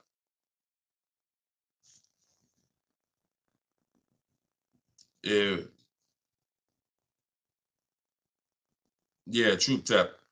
Send a follow-up question to that because I don't really know what you mean by that. What are you're new to my platform? Are you talking about this show? Just be a little bit more specific with your question. Let's see if we can get you an answer. Swagger at Instagram says, I have an S550, still owe 40 grand. I plan on paying it off by summer 2025. Should I trade it for an S63? Run a race and start another race. The whole nother race. So you buy a whole car, spend years to pay it off, throw tens of thousands of dollars at it, pay it off, and then go trade it again and do the same thing over and over again. Next time with a higher price car that you will throw more money at. This is the problem. You don't understand leasing. That's the problem. See, there's no way to make that make sense. You still owe 40 grand on the S550. You're trading in your cars while they're still losing value every year dramatically. This is what we call the depreciation curve. If you've been on the show, you've seen it before. If this is your first time, this is how you understand what's going on with your car. This is the unseen expense. So when you buy that S-Class, it's losing thousands of dollars every couple months. And then you're see, there's three kinds of people. People who get great lease deals. Well, I'm not going to say that. People who lease, people who buy and keep long term, and they keep long term so that they can avoid the depreciation. And then there's people who are stuck in this middle right here. This is 2 years, 3 years, 4 years, 5 years, 6 years, all right here, when your car is losing the most money. So what you do is, see, it has nothing to do with how you paid for it. You can pay cash, doesn't matter. When you take a loan, now you're financing this depreciation and you're losing more. But when you say, all right, I bought this S-Class, now for the next 6 years, it's going to lose tens of thousands of dollars, and then I'm going to turn around and I'm going to trade it. You never get to a point like where you can win for the purchase. See, some of you have been taught paying off the car is the win. No, it's not. Paying off the car is not the win, because if the car is still losing value like this, if this is the way it's still depreciating and you get rid of it anytime while it's like this, you lost. You lost. The key is to keep the car so where the depreciation starts to look like this. So now, if you were here and you had a 10-year-old S-Class or 11-year-old S-Class, maybe it's worth 10 grand. And maybe a year from now, it's worth 9,500. It's not losing that much value anymore. You've outlived the depreciation. That's when you win. That's the purpose of the purchase. There's nothing else important about purchasing because it's expensive. There's nothing else important about purchasing. No other benefits, in my opinion, about purchasing other than I can get to the point where I get here. I can pay off the car. What does that matter? It's still depreciating. I'm losing thousands. Now I'm gonna go trade it in, and I'm not gonna get anything for it because I'm replacing the car in its deepest depreciation phase. And I just haven't learned about leasing. I was taught not to lease. So that money you're tying up, when we were in Mercedes, a great deal on an S-Class. A great deal on an S-Class would probably be, they did them a couple times a year, probably could get one for about 13 and change. That was like a great deal, right? So 13 and change, you're talking, dividing that into the MSRP, which was about 110, and you're talking, okay, 1.2, 1.25, 1.3% lease on an S-Class, great deal. Now, y'all know I always teach the steal is under 1%. You're really not going to ever see an S-Class lease under 1% unless they just really want to get rid of them, but that's really never going to happen. 1.2, 1.3, 1.5 is the max. You're paying too much for a car you're leasing. But I want to give you a scenario. At $1,500, you're still under what you're paying for your car. See, because if I walked in and I wanted to lease a brand new S-Class, if I lease it and I'm paying $1,400 a month, then I'm driving a $115,000 vehicle, right? Now, if I decide I'm gonna buy that same $110,000, $115,000 vehicle, every $1,000 is about how much per month, everybody, if you know. Some of you seen the video, some of you talk. Every $5,000 on a that you're gonna borrow on a loan is about how much per month? $100. Exactly. So when you look at a $120,000 vehicle, 115, that's a payment of $2,300 a month. No money down. See, we don't talk money down because money down confuses you. In a lot of cases, it confuses you. When you look at the deal with no money into it, no money, now you can start to see how much money you've kind of been missing. Evaluate the deal with no money. Then you choose to put money down if you want, but you evaluate it with no money. So now you got a brand new S-Class, great deal on a lease, $1,400 a month. You gotta buy that to purchase the same exact S-Class, $2,300 a month. And then you get people who might be like you, who say, you know what? I ain't gonna get a new one. You haven't learned about leasing yet. You say I ain't gonna get a new one. I'm gonna get a pre-owned one. I'm gonna get a pre-owned one. And you look to get, instead of paying 115 for a brand new one, you look to get it for somewhere probably around 70. You look to get it for somewhere around 70. Every 5,000 is $100 a month. What's 70,000 cost on a payment, y'all? Every 5,000. So you're talking 50 grand, another 20, that's 400, that's 1,400 a month. That's 1,400 a month. So put these numbers together. Great deal on a brand new S-Class. 1,400 a month, leasing it. Great deal on a brand new S-Class, buying it. 2,400 a month, no money going into these deals.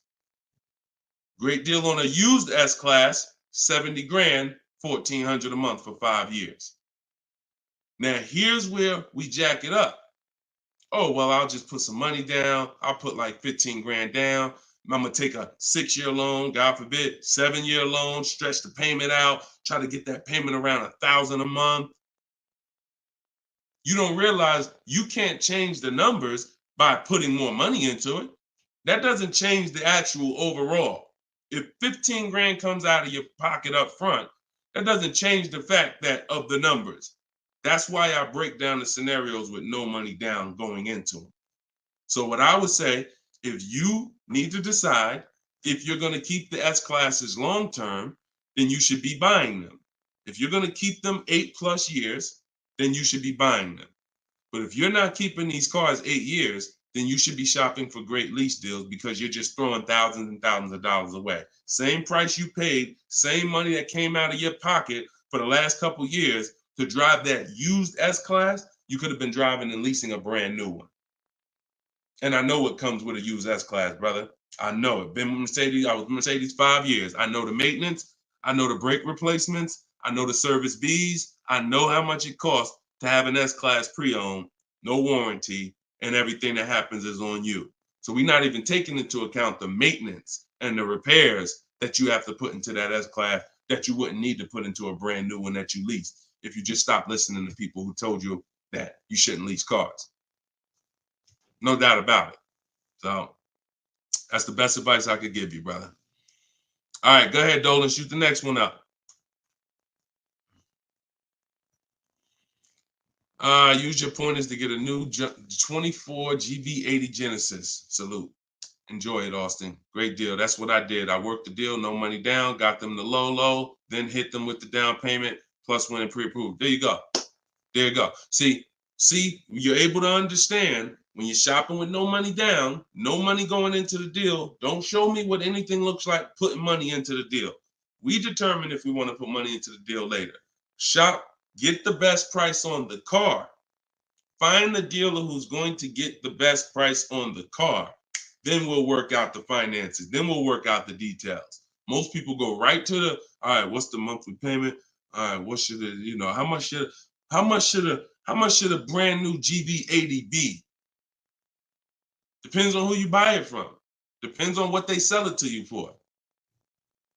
First things first, we got to find a dealer that's going to sell us the car for the lowest price. Good job, Austin. Congratulations, man. GV80 is a nice vehicle. Enjoy it. How much should CPO normally charge? How much should certified pre-owned normally be charged for Genesis G70? You haven't seen enough of them. So if I'm looking at a used, so example, I got a 2020 Infinity truck that I got year and a half ago.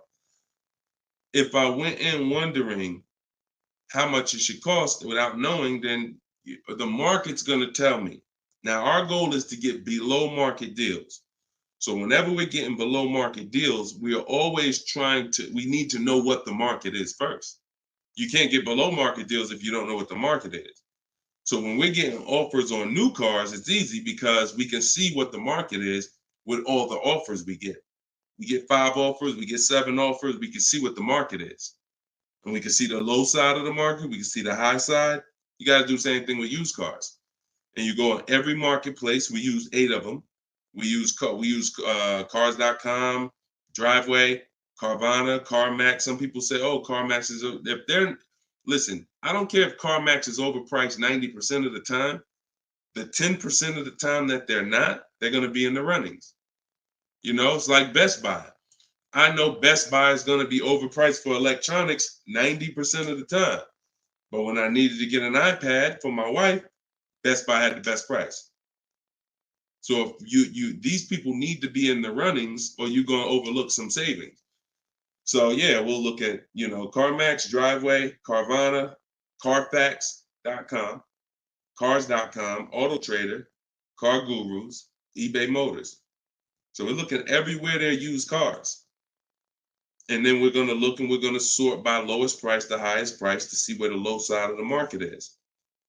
Then we do our narrowing down. I need to know what the low side of the market is. If it's 24, if it's 4, when I was shopping for my truck, the low side of the market was 30 to 31 to 32. That was the low side of the market.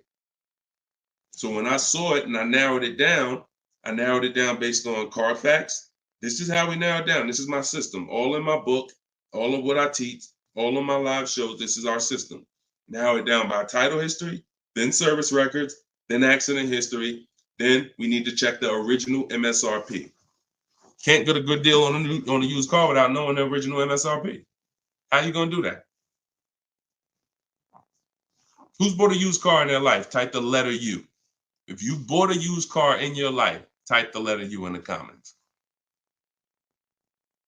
Anybody who's bought a used car, type the letter U.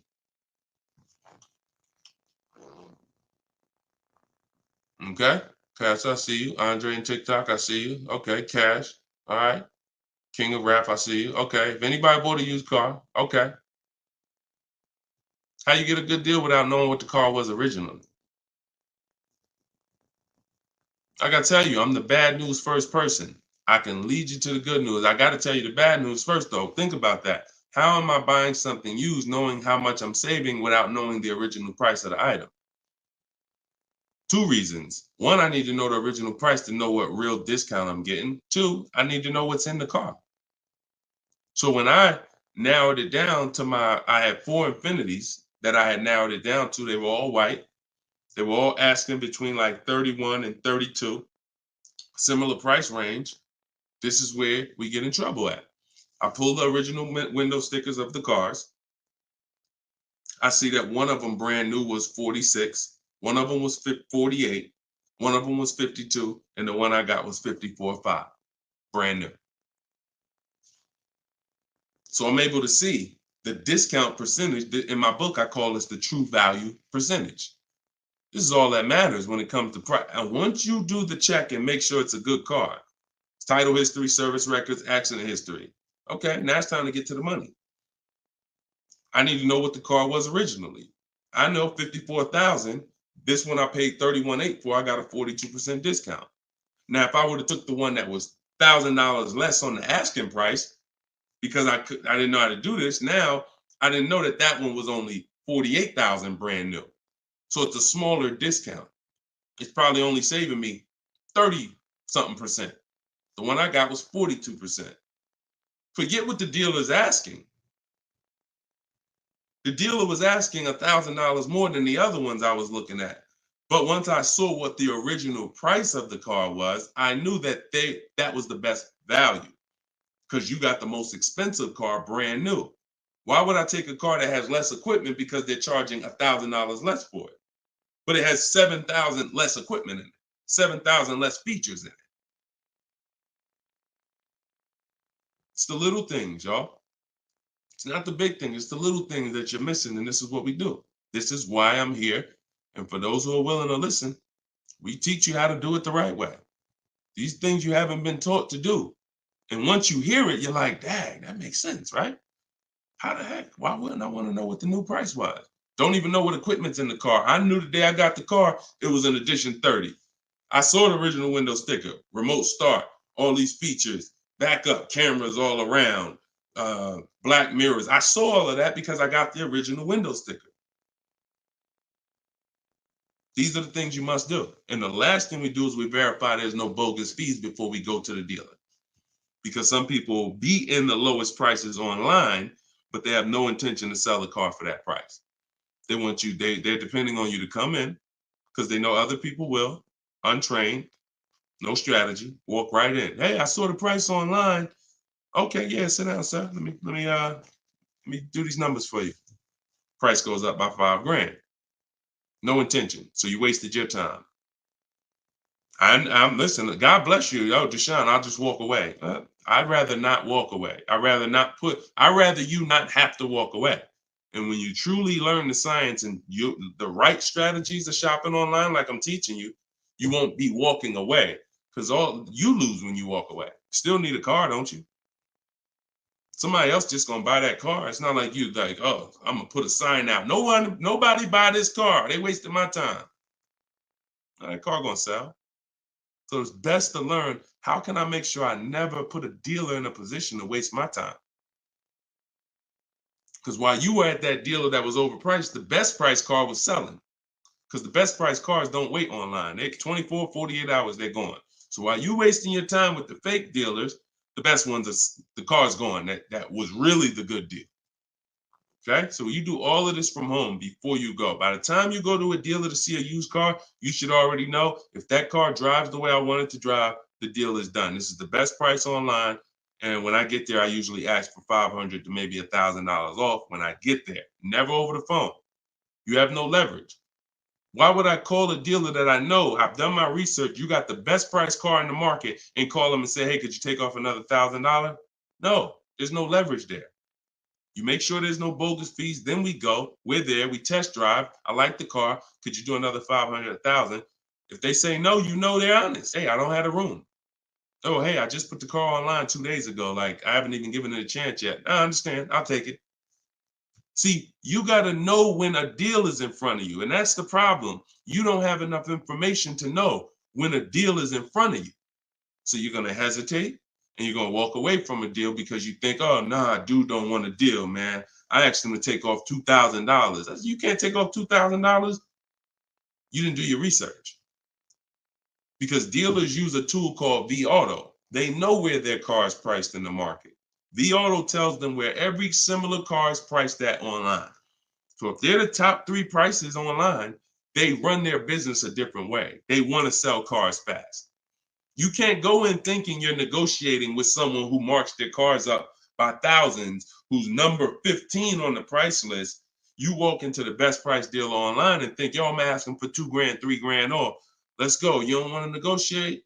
No, you got it. When you do your research, you know where the best price is. And that's what I want you doing. I want you walking in, if you're shopping for a used car, knowing this is the best price car in the market. I verified there's no bogus fees. I'm going to drive it, and then I'll ask for a little money off when I get there. And regardless of the answer, I know I won.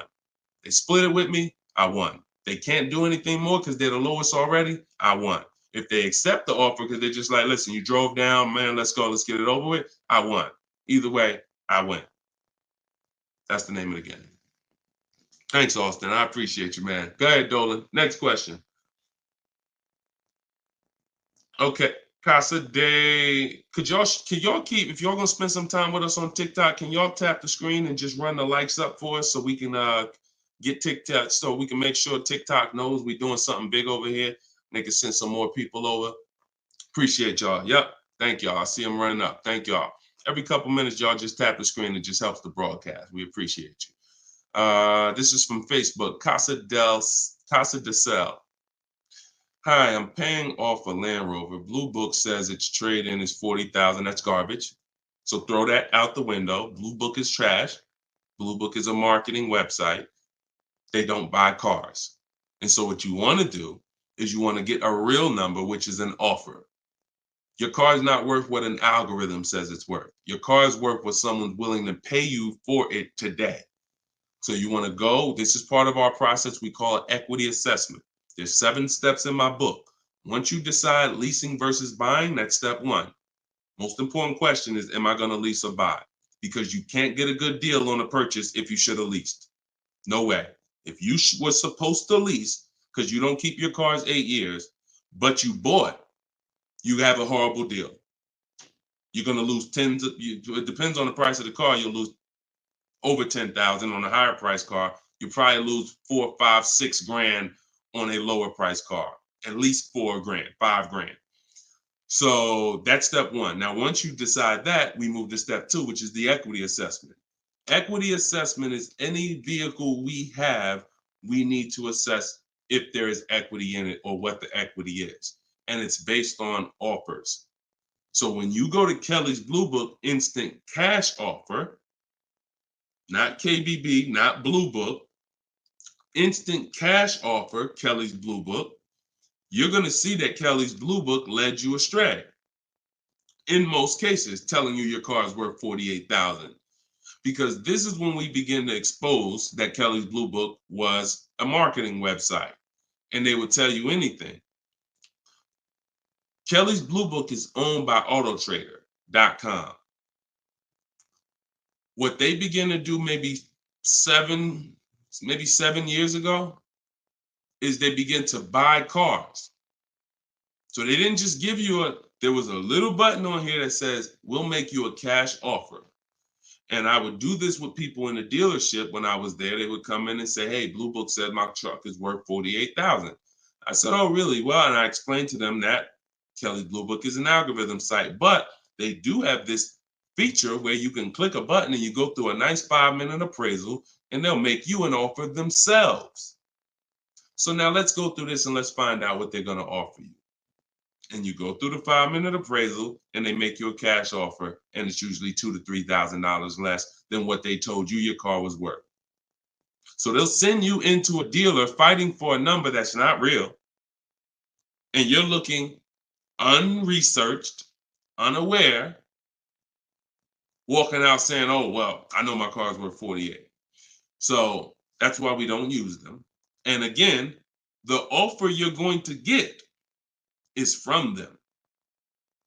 So it's not even like, well, oh, we don't use Kelly's Blue Book. And then, no, we use Kelly's Blue Book, the instant cash offer tool. And you're going to use that. You're going to use CarMax. You're going to use Carvana. You're going to use Driveway. You're going to use AutoNation, Sell My Car. And you're going to use Car Guru, Sell My Car. And this will take you about 20 to 25 minutes. You're going to get 6 offers because everything we do is a bid. And then you'll know what your car is really worth. That's the first thing. Before you think about what you're going to replace the car with, let's get the real most money for your car. Equity assessment. So do that first. Okay? Yeah, Kelly's Blue Book is trash, but not the instant cash offer tool. But yeah, we would be sitting there and the person will have their printout, like a number like that, 48,000. And then we go right through it and they're like, oh, wait, now they only offer me 45. Yeah, right? So if the people who told you your car is worth 48 is only offering you 45 for it, what does that tell you? Oh, go back to that site that they offered you 48. You see all those banners, see all those marketing banners and ads? Yeah, that's why they need millions of people to come there to have that make sense for them. All right, go ahead, Dolan. Next one. Right. This one's TikTok. Can I get advice on walking in a dealership with a check in hand strategy?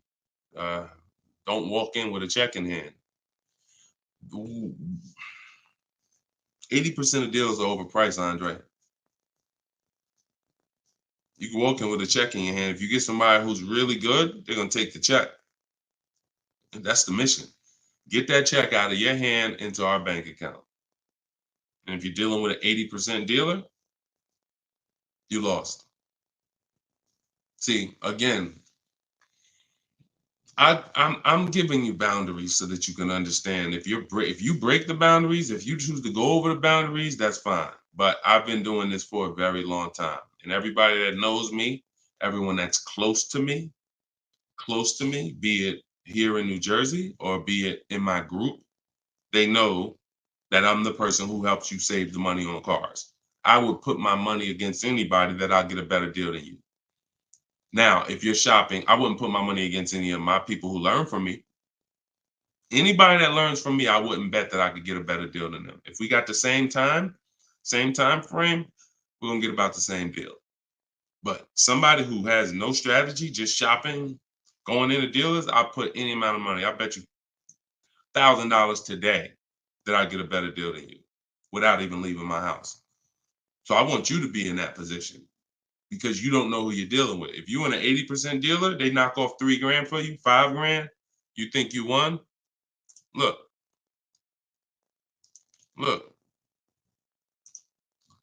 Kimberly. A little while ago, she got a Maserati. Posted this in the group. It was a $91,000 Maserati. She ended up leasing it for $944, but I want to show you the money breakdown. Before she accepted that offer, she had an offer of 20 grand off right here. So she had an offer on an 86. So pay attention to this. $86,000 vehicle, they were taking 20 grand off for her. 20,700 to be exact. She ended up going and getting a $91,000 vehicle for $944 a month. So even a better deal. So she ended up saving more than 20 grand, more than 21 grand. Why is this so important? Because if she would have went in and got excited, she'd have walked into a dealer, walked in, and somebody would have said, all right, listen, I know you're serious. Today only, I'll knock 10 grand off for you. 10 grand. She probably never heard that in her life. $10,000 you're going to take off the price of the car. Yeah, I knocked 10 grand off. All right. Somebody who's not educated, someone who's not researched, rather, someone with no strategy. Let's go. Let's sign that. And telling our friends, you know, they took 10,000 off from me. Until we get 5 to 7 offers, we don't know what the best number is. She wouldn't have saved over 21,000 on her brand new Maserati. So when we talk about this money is not hundreds. This money is thousands. Some of you, if you're buying luxury cars, tens of thousands, 5-figure deals that you are going to just leave on the table. Going in, that's some 1990 joint.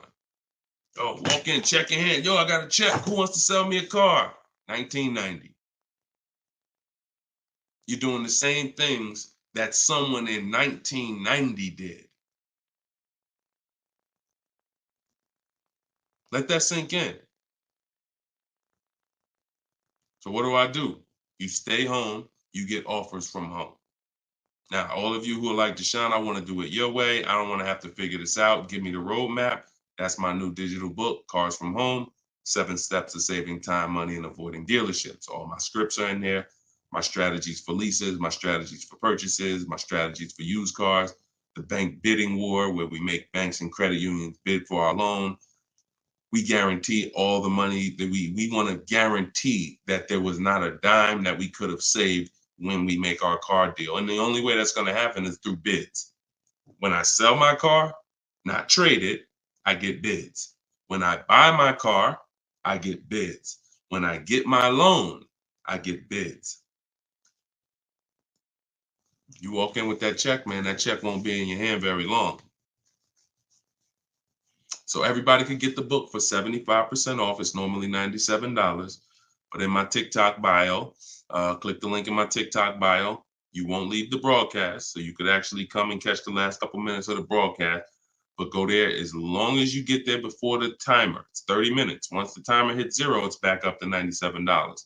And if you're on Facebook or if you're on YouTube, we got a link in the comments section for you. If you're watching us on a television, then you can use your camera and you can scan the QR code and it'll take you there. Get your book for 75% off, and you'll have these strategies for the rest of your life. And I also update that book. Some people say, man, is the book available in print? It's too many things that change. I change scripts. I change templates I use, websites change, Vroom went out of business. I need a digital book. I can update the master file so that way you open this book a year from now and it's updated. So you'll see some of you got it 2 months ago and you open it today and you're like, wait, I see something a little different. Yeah, because I update the book regularly. So get your copy before. And even if it goes back up to $97 and you miss the welcome offer, what are you going to save? What do you really think? How much money do you think you're going to save using my stuff? That's what you should be holding me accountable to. I'm going to get Deshone's book, and I want to save the same amount of money Deshone would have saved on this deal. And when you see these people, Bonita, when you see Kimberly, when you see Sean, when you see Eddie, all these people I share throughout the shows, they're getting the same deals that I would have gotten. But they were just like you. They weren't in the car business 14 years. Freena, she just got this Jeep a little while ago. Look, 2024 Jeep Grand Cherokee. Look, $65,000 MSRP, $579 a month, 0.88% lease deal. I used all the scripts, contacted the dealer, I followed the program, used the scripts, contacted the dealer, sealed the deal. We're in a different world. So you're either going to come over to our world or you're going to stay in your world. And your world is painful and expensive. Painful and expensive. Spending hours in dealerships, multiple visits, going back twice, 3 times. Painful. Every car deal I make is from right here where you see me at. I'm right here. Go ahead, Dolan. Shoot the next one up. Austin, I see you. God bless you and everyone online. I have to get back to work. Thanks for checking in, man. Always. Enjoy the new car, too. Because my payment is due in 15 days. Enjoy, man. God bless you. Swagger from Instagram says, is it smart to buy the vehicle after leasing it for 3 years? No. It's a horrible idea. You've already had the vehicle for 3 years. You're buying a used car now. So leasing and purchasing is an entirely different philosophy. When we lease, we're getting great lease deals. We're driving vehicles for pennies on the dollar compared to people who purchase them.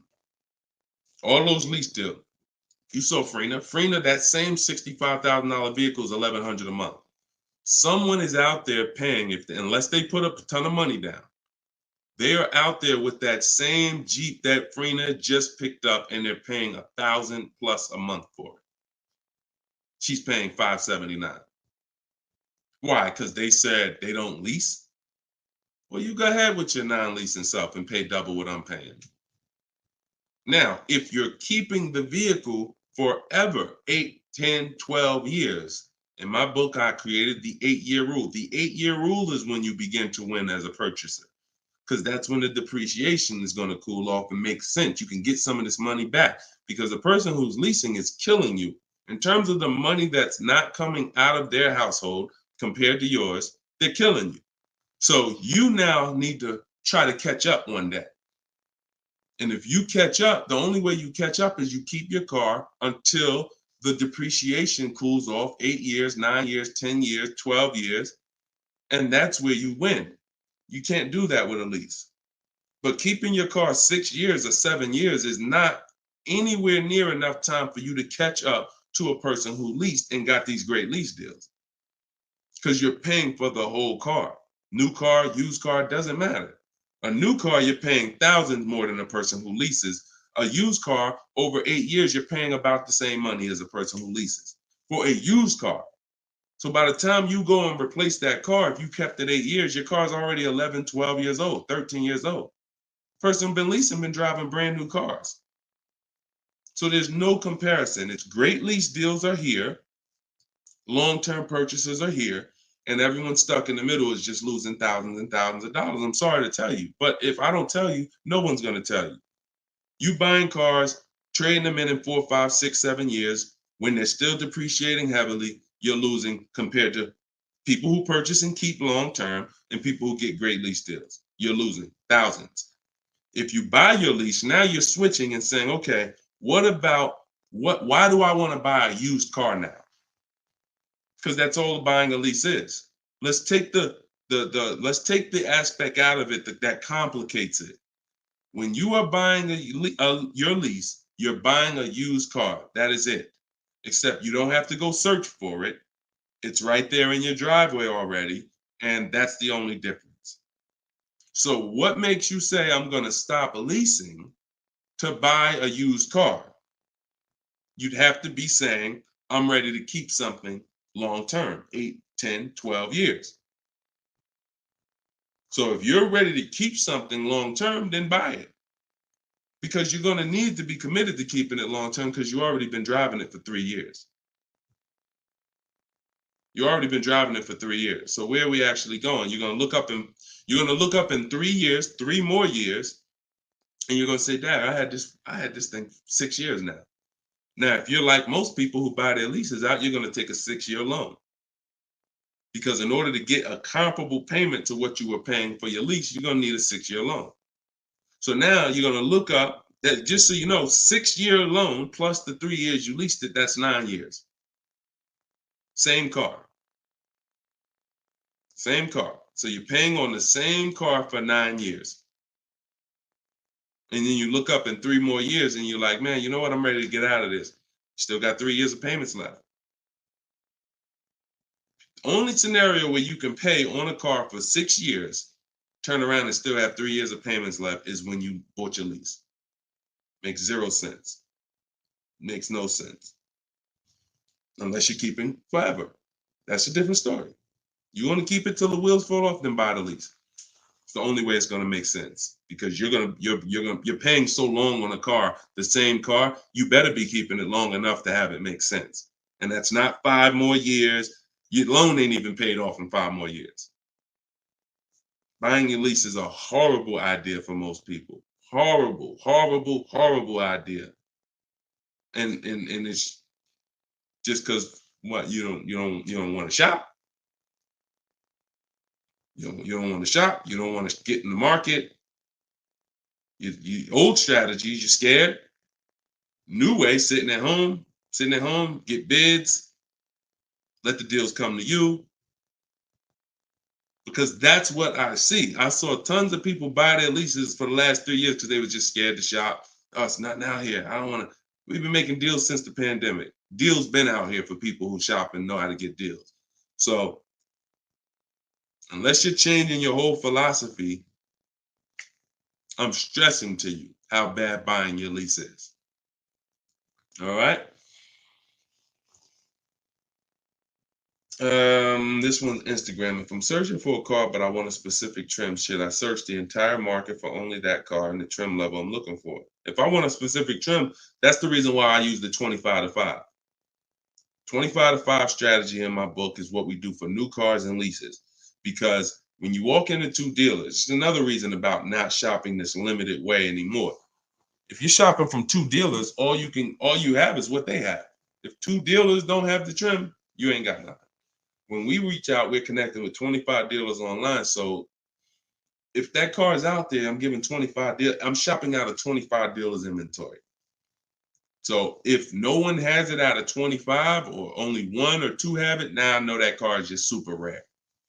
Or maybe it's about to sell out. Maybe it's like that happens sometimes where like the 2024s are all gone, but the 2025 haven't come in yet. There's only a few 2024s left. But yeah, I mean, we shop wide. We shop wide. Several people who are learning from me and you're getting deals, they drove. A lot of those people that I showed you throughout the show, they drove 45 minutes, an hour, hour and a half to get to the vehicle when they're picking it up. Look at Sean. Sean specifically And this is how important. I'm gonna let someone else tell you why shopping this way is the best. Because he said, look, he saved. I said I said you're saving over 20 grand with the discount and the rebate. But the only way to know is this the best deal is to compare to the other offers. Because again, I don't know if you could look. I sold a Maybach back in 2015. It had a $20,000 rebate on it. So I don't know if the rebates is 15. What if they got a $20,000 rebate on that? Now that was a $260,000 vehicle, but still, you just never know. So I said, if you're going to compare that, you're going to compare offers. He said, yes, I got about 15 quotes. He said, I couldn't find anything under MSRP. He ended up expanding his search to 150 miles to find this deal. So he's driving probably 100 miles somewhere. I doubt it's all the way 150 miles, but maybe he's driving 100, 120 miles. But look what he's saving, 20 grand. So we don't do local because you only buy your car once every couple of years. So you buy your car from who makes you the best offer. You service your car from where it's the most convenient. Yeah, we drive to get our deals because most of the time the dealers that are near you, they feel like they own you anyway. So when they see the zip code,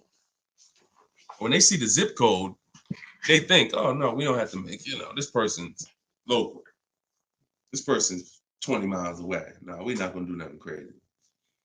But when those people who are 100 miles away from us see us pop up on their computer, and they're like, oh wait, we could take a deal from our competition. All right, let's do this. Sometimes they'll beat the deal that your own local dealer won't get. Your local dealers are charging you the most money. Local dealers are hands down most of the time charging you the most money. Everybody close to you, because they just like you close. You ain't gonna shop. The statistics show you shop 2 dealers before you make a deal. That's what the statistics show. Look, right here. I'm gonna show you something. When I tell you, look, no offense, I wouldn't be trying to help you if I could, but I gotta keep it real to you. This is all stuff we know about you. Look, how many dealers does the average person visit before buying? 39% future car buyers plan to visit at least 3. They won't, because the actual statistics show 4.2 websites a person visits, and then it's 2. It's actually 2. Hold on. Let's see where it's at. Only 1 in 3 potential. The answer's 2. I ain't gotta tell y'all. People say, oh, I plan to visit 4 dealers. You ain't visiting no 4 dealers. You're gonna get tired. Time you get to the 3rd one, you're gonna be like, okay, this is getting old fast. I think we could get it over with. 2 is the answer. So if the industry knows that you visit 2 dealers before you make a deal, why would I give you a great price? So when you're using what I'm telling you to use and you're sitting at home and you're talking to 25 dealers, you have 25 dealers in your inbox. When you're sitting at home and you're looking at all the used car market in a 150-mile radius of you, oh, now you're not the normal shopper. The normal shopper is going to get the normal deal, market value or over market value. That's what normal shoppers get, depending on how bad you are, over market value, depending on how unaware you are. But market value, over market value. That's normal. People with strategy, multiple dealers getting bids, below market. That's the difference. We shop wide. This local is dead to us. Local is dead to us, and it should be dead to you. I want you to kill it. All right, kill that whole mindset. I don't need to buy my car locally. I'll drive into the next state. I remember Shonda last year, California. She bought a Volvo, and she said to Sean, she's in our group. She said everybody in Northern California. She said my best deal. I think she was saving like $3 grand off MSRP. And she's like, but it's a dealer in Southern California, though, that's taking like $6 grand off of me with my Costco rebate. I said, okay, what you gonna do? She said, I just bought a plane ticket, $79. I said, there you go. That's what I would have did. That's a sweet plane ride. I'm taking a plane, $79 to save 3 more grand than my local dealer was gonna give me up here. Sweet plane ride. So local's dead to us. We go where the money is, and we enjoy that ride home. Nothing like driving home for an hour knowing you just saved a ton of money. So that's it, y'all. We've been on for about an hour and 15 minutes. We like to keep these shows right around there. In my bio, I do have the link to when I'm going to be live next. So I'll make sure that, as long as we keep doing these live shows, again, it's going to be up to you guys. If you guys continue to show up, if you guys continue to tell your friends, then we'll keep doing the shows. But if not, we can certainly do the broadcast, because the broadcast, people get value out of them. So we've seen it, for the last 3-4 weeks since we've been testing this, we've seen people get value out of the rebroadcast. So what's the point in Deshone coming live regularly if people are going to sit and watch the rebroadcast? So, but if y'all going to tell people when we live and bring people and share, then certainly we'll keep the live shows going. But the entire show is sponsored by my new digital book, Cars from Home. So if you want everything I teach in one place, you got it right there. We don't hold back on this show. We don't hold back in my social media videos. That's why they're, thank God, continuing to be seen by millions of people. But that's for different types of people too. So whenever you're navigating all my social media videos and you're trying to piece it together, some stuff is in there for high mileage drivers. Some stuff is in there for used cars. Some stuff's in there for leasing. Some stuff's in there for negotiation. Some stuff's in there for how to format your deal. So you're trying to piece all this stuff together. If you say, Deshone, I want this all in one spot, step by step, that's my new digital book, Cars from Home, 7 Steps to Saving Time, Money, and Avoiding Dealerships. And you can get it for 75% off in my TikTok bio, in my Instagram bio, or in the comment section on Facebook and YouTube. Also in my bio is a link, and we'll put one in there in the comment section as well, is a link to my masterclass that I did. It's called Everything You're Doing Wrong, Buying, Selling, and Leasing Cars. So that's an on-demand class. You'll need about an hour. We go very deep on leasing versus buying there with scenarios. And I go over 23 mistakes that most of you are making. And, if you're going to really save money on your next car and every car, you're going to need to stop making those mistakes. So that is in my TikTok bio and my Instagram bio as well. And you can certainly just get in where you fit in. I make the information available. Get it how you want it. Just get it. All right. I'll see y'all on the next show. God bless you.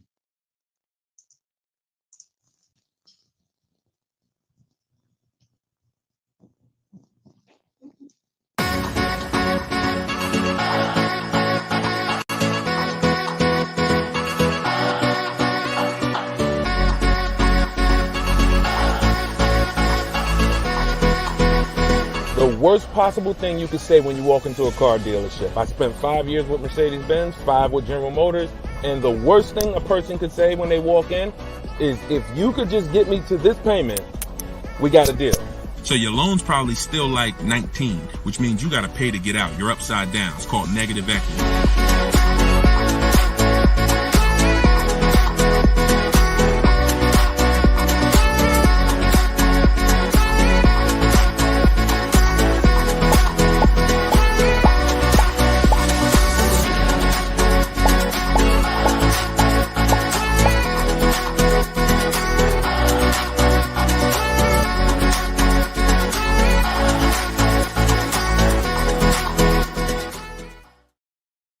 What's going on? Welcome, everybody. This is episode 9 of Car Shopping Questions and Answers. I'm your host, Deshone, publicly known as Deshone the Auto Advisor. We're live now on 4 platforms: TikTok, YouTube, Instagram, and Facebook. And this is our live show. It is Tuesday at noon. We do these shows throughout the week to make sure when you are ready to get car shopping information that no one else is going to give you, you know where to come for it. So you guys can start typing your questions while I take care of the housekeeping. We have Dolan in the background who'll be bringing your questions in. Shout out to the people running the likes up on TikTok. Appreciate y'all tapping the screen. I'm the author of the new digital book, Cars from Home, 7 Steps to Saving Time, Money, and Avoiding Dealerships. And I feel it's only right to start this show with 2 reports I got, which were great. I had somebody write us and talk about the deal they got on this 2024 Mazda CX-90. MSRP was $44,820. They got a $6,500 discount from home. Shout out to you, Tiffany. I appreciate it. This is what we do. And when we think, when we launched this live show a few weeks ago, my plan was to, my prayer rather was that people would take the book, use the book, write me your success stories so we can feature you here and feature your deals. These are below market deals. These are not advertised deals. And she got this by handling the process from home, getting multiple offers like we teach. We also had Barrett write his review on Goodreads. So we were 4.94, almost 5 stars. Book is outstanding, a must-have for anyone seeking to buy, lease, or even sell a car. It's presented in a very professional, easy-to-follow, step-by-step manner that covers every situation from buying, leasing, cash, credit, good, bad. Although I purchased and leased several cars in my lifetime, I learned new tactics to obtain the best value for my money, and it even has a wish list, yes, to help you separate your wants from your needs. Come on, Barrett. Appreciate you so much. Everybody who wants to get your copy of Cars from Home, it's normally $97, but for the next 30 minutes, you could go to my TikTok bio or my Instagram bio, or we have a comment pinned for you guys on Facebook and YouTube, and you can get your book for 75% off. So you won't pay the normal $97. You'll pay $24. But once that timer hits 0, your price is $97, which is still a great price. So now that the housekeeping is done, we can start with the questions. And if you got the first one, Dolan, feel free to bring it in while I put the banner up for those who want to get their book. Okay, is it better to shop online or in person? Well, you have no leverage in person. In person, you're competing with a person who negotiates every day, 2-3 times a day throughout the week. You're no match. I don't care how good you think you are. The best trained professional is just going to be better than you. And that's because they do this every day. Now, the second reason it makes no sense for you is because from a leverage position, you can't put them against their competition. You don't know where the real bottom is. And so you're going to overpay. And even if you get a good deal, who's done this? Be honest. You leave the dealership and you're like, you think we did okay? You think we could have got a little bit more? Think we could have got a little bit more off? That's called buyer's remorse. That's the seeds of buyer's remorse. Anytime you wonder if you could have got more money off, that's buyer's remorse. So we never wonder, and the way you don't wonder is by shopping online, getting multiple offers from multiple dealers, letting people compete for your business, and then choosing the best one. And if you really think about this, this is how you shop for everything in life. This is how you shop in the grocery store. When we go into the grocery store, we're not looking to try to not overpay for the spaghetti sauce, right? We're not looking at hoping that we don't overpay for the grapes today, or let's use for the potato chips we're going to buy, because we already know there's so many options and there's so many people that are competing against each other to sell us something. And that is how you guarantee your best deal, when you have multiple people competing. So when you are leasing a car or buying a car, you need to get at least 5 bids. When you are buying a used car, you need to be shopping wide. You need to be shopping within 75, 100 miles of you. And that's a minimum. And then you need to be looking at all the websites that have used cars, so that by the time you make your decision, you've seen so many options, so many offers, that you have 100% peace of mind. Now, that's just when it comes to buying the car. When it comes to replacing your car, because some of you know there's a word we don't use, it's a T word. It's 2 words we don't use. One is trade, one is down payment. Because we sell our cars, we don't trade. You never get the most money for something trading it. I don't care what you have. You got a baseball card, You trade that baseball card for something, you're not getting the most money for the baseball card. How do you get the most money for the baseball card? Put it on the market. Put it on the open market and let the buyers come to you and see what the best offer is. Never going to be from a trade. Now, the only time we do have to trade is if you're in a negative equity situation. If you're in a negative equity situation, then, and you have too much negative equity, you're going to need to do a trade if you can't pay the difference. But other than that, you know, these are the things that these are the things I want you to etch into your mind. We don't trade, we sell, get bids.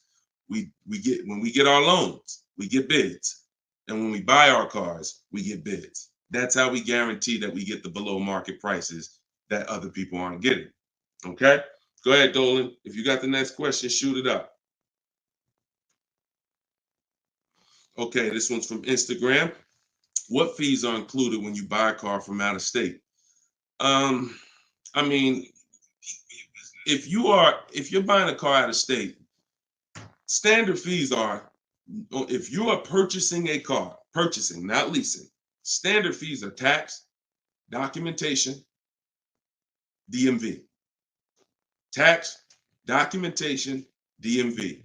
I've worked for a handful of dealers in my life.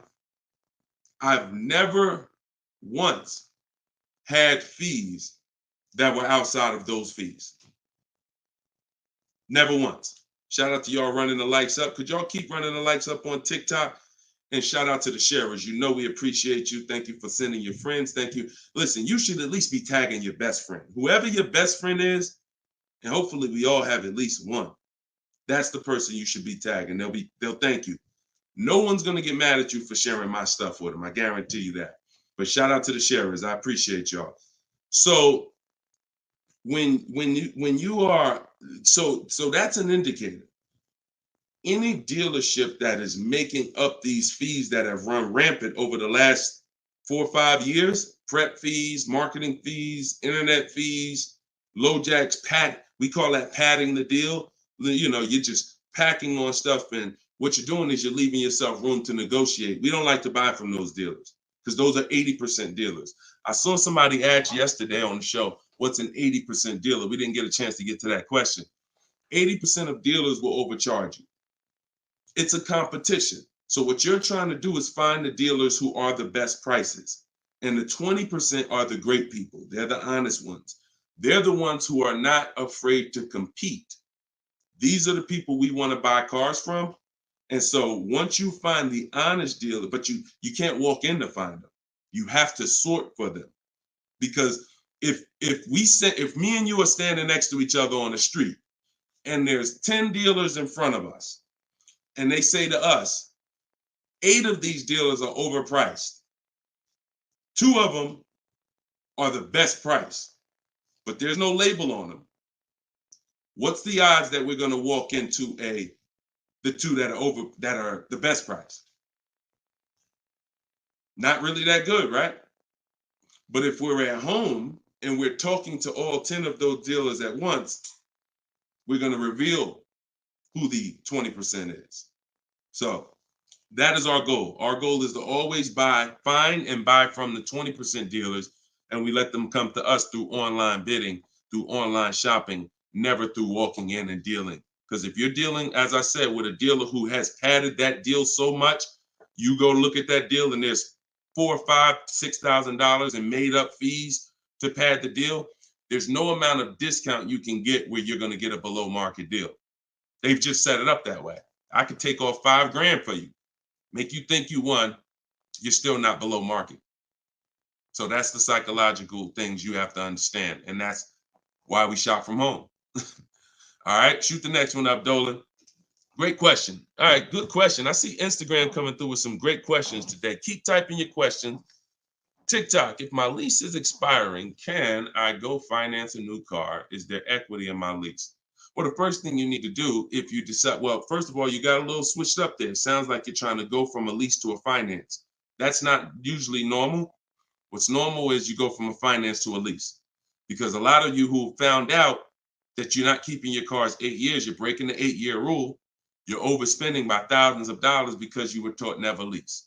So a lot of you have found out over the last couple weeks of shows, or maybe you watch videos, or maybe you went to my masterclass and you found out that that was bad advice. Not only was it bad advice, it was very expensive. It has cost you more money than you should even calculate. It doesn't do you any good to calculate how much money you lost not leasing when you're not a long-term person. But that's the more common path, finance to a lease. To go from a lease to a finance is a different mindset. You go from getting cars, paying a very small amount to drive brand new cars, and then transitioning to a finance. So first step, my process is 7 steps. The first step is always to choose leasing versus financing. Good. Thank you, Mr. Silva. I appreciate you. Shout out to everybody tagging on TikTok. Appreciate you. That's the first step. I call that the most important question. So for everybody's on here who's car shopping, if you're car shopping now or you will be in the next 12 months, type me in the comments. Everybody who is car shopping right now, or you're going to be car shopping in the next 12 months, type me in the comments. And I'm going to give you the first word. And I want y'all to always, when you come on this show, be prepared to dialogue. Like, be prepared to dialogue. Have your hand by your keyboard. You're going to learn a lot more engaging in the dialogue than you will sitting back and just listening. Active learners learn better than passive learners. Okay? So now, all of you who said me, I want you to ask yourself, how many years are you keeping the next car? Because this is the lease versus finance question. This is the lease versus buy. I'm not going to say finance because some of you are going to pay cash. This is the lease versus buy question. How many years are you keeping the next car? Gary said forever. Okay, there we go. So that's a good indicator till the wheels fall off, Joseph on Instagram. I see you. Okay, here's the question. 72 months. Okay, that's 6 years. You shouldn't be buying, Frankie. And I'm going to tell you why in 1 second. As long as it lasts. Now, when you want to try to get a little bit more specific than that, because sometimes you'll buy a bad car. It only lasts 5 years, where if we know we're going to keep this thing long term, we want to make sure we buy a car that's a quality car. That's what we want to make sure that we do. Buy a car that's a quality car. All right. So let's do, okay. So all of you, if your answer, I see you, Andrew, you 6, I see Teresa 10. Okay. Now, here's the rule. I call this the 8-year rule. The 8-year rule is based on when cars lose the most money. So it's not based on, see, some of you have been taught you pay off your car, get the title, do whatever you want. You want to trade it in, do what you want. I'm here to tell you that that's cost you because you don't understand the unseen expense. And the unseen expense is the one that's hurting you. That's depreciation. So the first thing you're trying to get when you're deciding I want a car is, how am I going to avoid big depreciation? Big depreciation. You buy a car for $30,000 today. What is it worth in 3 years? Even if you don't drive it. See, this is these are the things that you've been, oh, well, I want to buy a car. I drive as much as I want. But even if you don't drive a car, if I sat a car right outside your house right now and said, Lily, this car is worth $30,000, and you said, Deshone, I don't need a car. I already got a car. And I said, but it's yours. Here, it's yours. It's worth $30,000. You don't drive it. You come back a year later. What's that car worth? Told y'all, stay by the keyboard. What's the car worth? See, we're going to dispel this myth right now, because some of you don't understand, because of what you've been taught, that you think, oh, if I buy a car, I could drive it. I don't pay for the mileage. I'm going to show you that not only do you pay for the mileage, you pay even if you don't drive it. See, look, Alvin said 24. Look, didn't drive it 1 mile. Days on Instagram said 24. Look, didn't drive it 1 single mile. That's probably accurate. So think about that. If that's many people will mention depreciating assets. That's a very common word, but we're now going deep on what that actually means. Depreciating asset means I purchase something, I acquire something, whether I use it or not, it's going down in value. If I use it more, it goes down in value more. So the first foundation that you need to get is leasing versus buying. This is why if you don't lease, but you should have leased, there's no way to get a great deal. Because when you get great lease deals, some of you seen Danielle. Danielle got an Audi A3, $44,000 car. She's paying $550 a month, no money down. So that's Danielle. So when you consider what that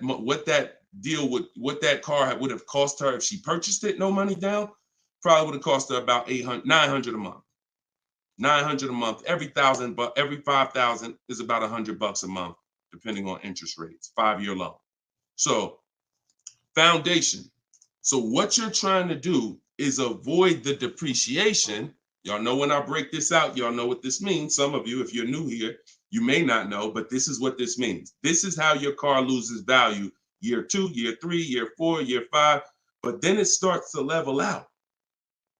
And what you want to get to, forget paying off the car. You could have paid cash for it. Doesn't change this. Deshone, I got a loan on it. Doesn't change this. This is the actual asset value. This is the car's value. Forget the loan that's attached to it. This is the car's value.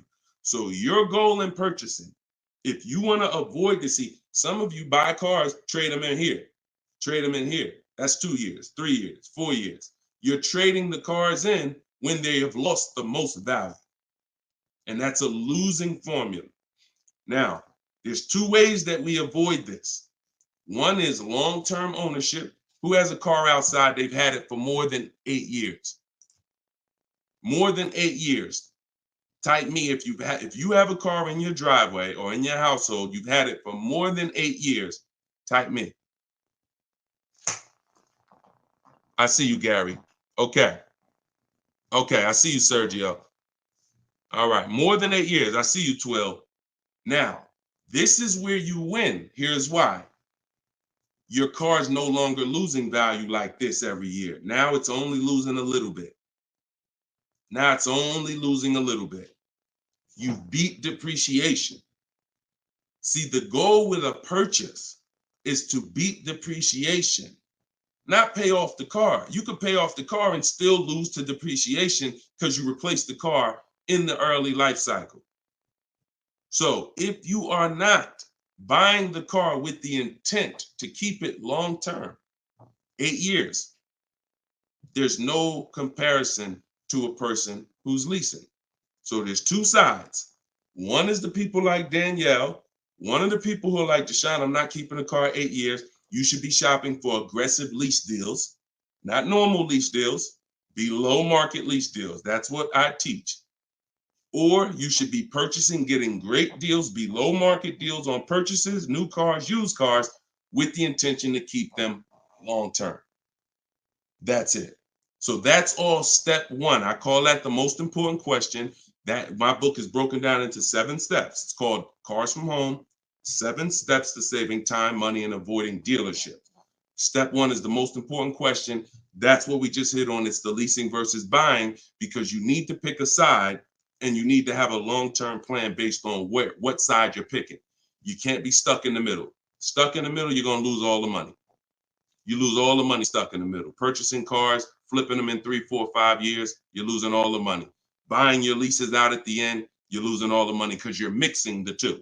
Lease or buy long-term. This in the middle right here, that's the danger zone. Everybody clear on that? If we're clear, type clear. If we're clear, type clear. All right? This is Monday's live show. But wait, what day is it? This is Tuesday. Tuesday's live show, 12 o'clock. So whenever y'all don't see the banner on the show, then you know it's live. If you see the banner that says when we're live, then you know it's one of our rebroadcasts. But if you don't see the banner, that means we're live and you can start typing questions. All right, clear. All right, everybody's clear. Now let me hit the second part of Frankie's question.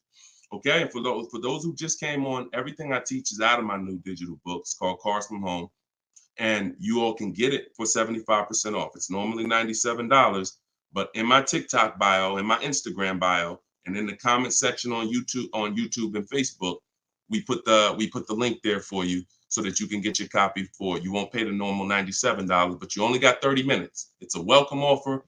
Once that clock goes down, to zero, your price is $97, which is still a great price. You saw how much money Tiffany just saved on her new Mazda, just using what's in the book. Saved herself, I think, $6,000.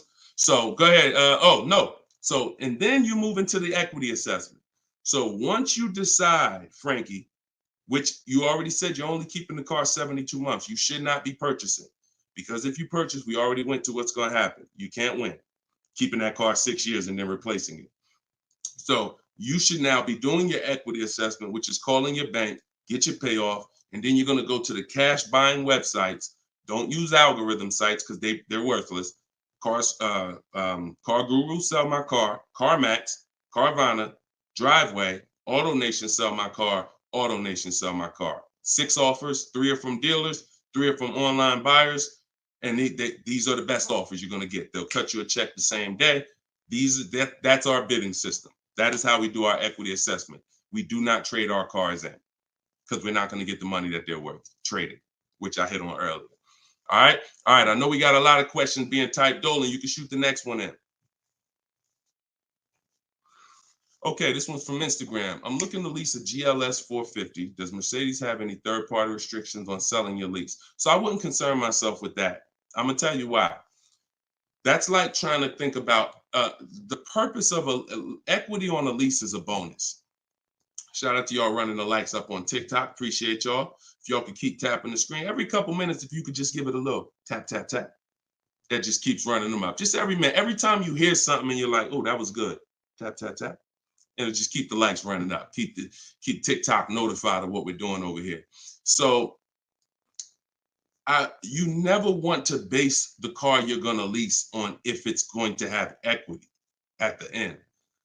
The benefit of leasing is driving cars for pennies on the dollar compared to what people purchasing them. And you're avoiding depreciation that people purchasing the vehicles are going to take. That's the benefits of leasing. Now, there's a lot of other benefits too. I mean, you're driving a new car. You're under warranty most of the time. Depends on how many miles you drive. So if you drive, 12,000 miles a year, most bumper-to-bumper warranties cover that. If you drive 15,000, maybe you won't have a little bumper-to-bumper at the end, depending on what you choose. Mercedes has a 4-year 50,000 bumper-to-bumper. But the benefits of leasing are what I just laid out. Equity is a bonus.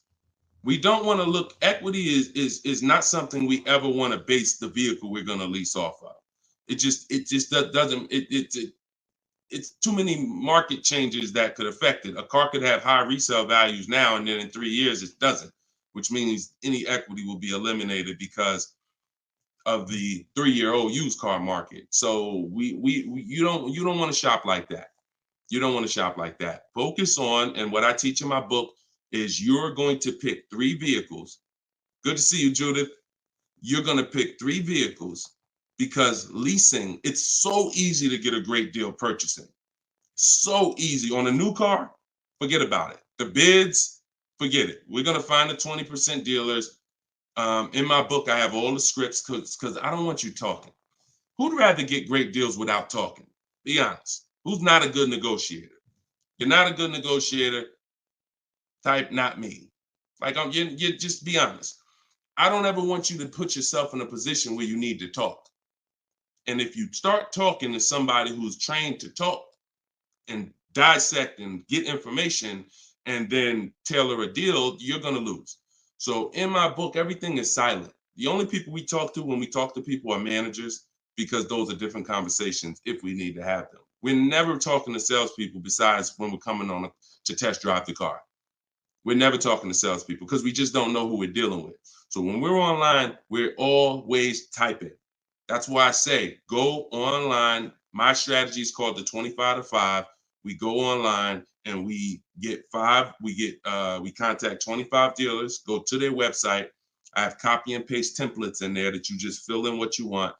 But if you're going to do it your way, that's fine. But I'm telling you, you don't want to deviate from this format because you're going to get yourself in trouble and you're not going to get the results. You want to be able to connect with a large amount of dealers so that you could get 5 offers, at least 5, because 4 are going to be overpriced most likely, but 1 is going to beat everyone else.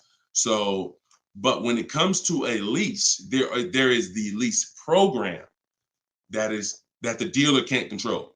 So if we don't know what a lease program is until we shop offers. So there's no way you can look at the residual value. You can look at all this money factor. I know some of you who are in the math, you're like, oh, well, I'm gonna just look at the money factor and see. You can't tell because it can have a high money factor, but it have some good rebates. The only way we know a great lease deal is to shop the market, get our offers, and then if the lease program, if the best offer doesn't get you under 1.5% with no money down, then it's a bad lease program. It's a bad lease program. In which case, we move to another vehicle. So I'm not going to ever co-sign leasing a bad vehicle a vehicle with a bad lease program. I've had all types of people hit me, Deshone, I'm looking at this Range Rover, man, but I did all the offers, and they'll be in the group. We have a private group, and I get to talk to people all around the country about this stuff. So they're like, Deshone, you think I should move on? I'm like, look, you could wait till next month, see if the program gets better, but I'm never going to co-sign signing a bad lease deal.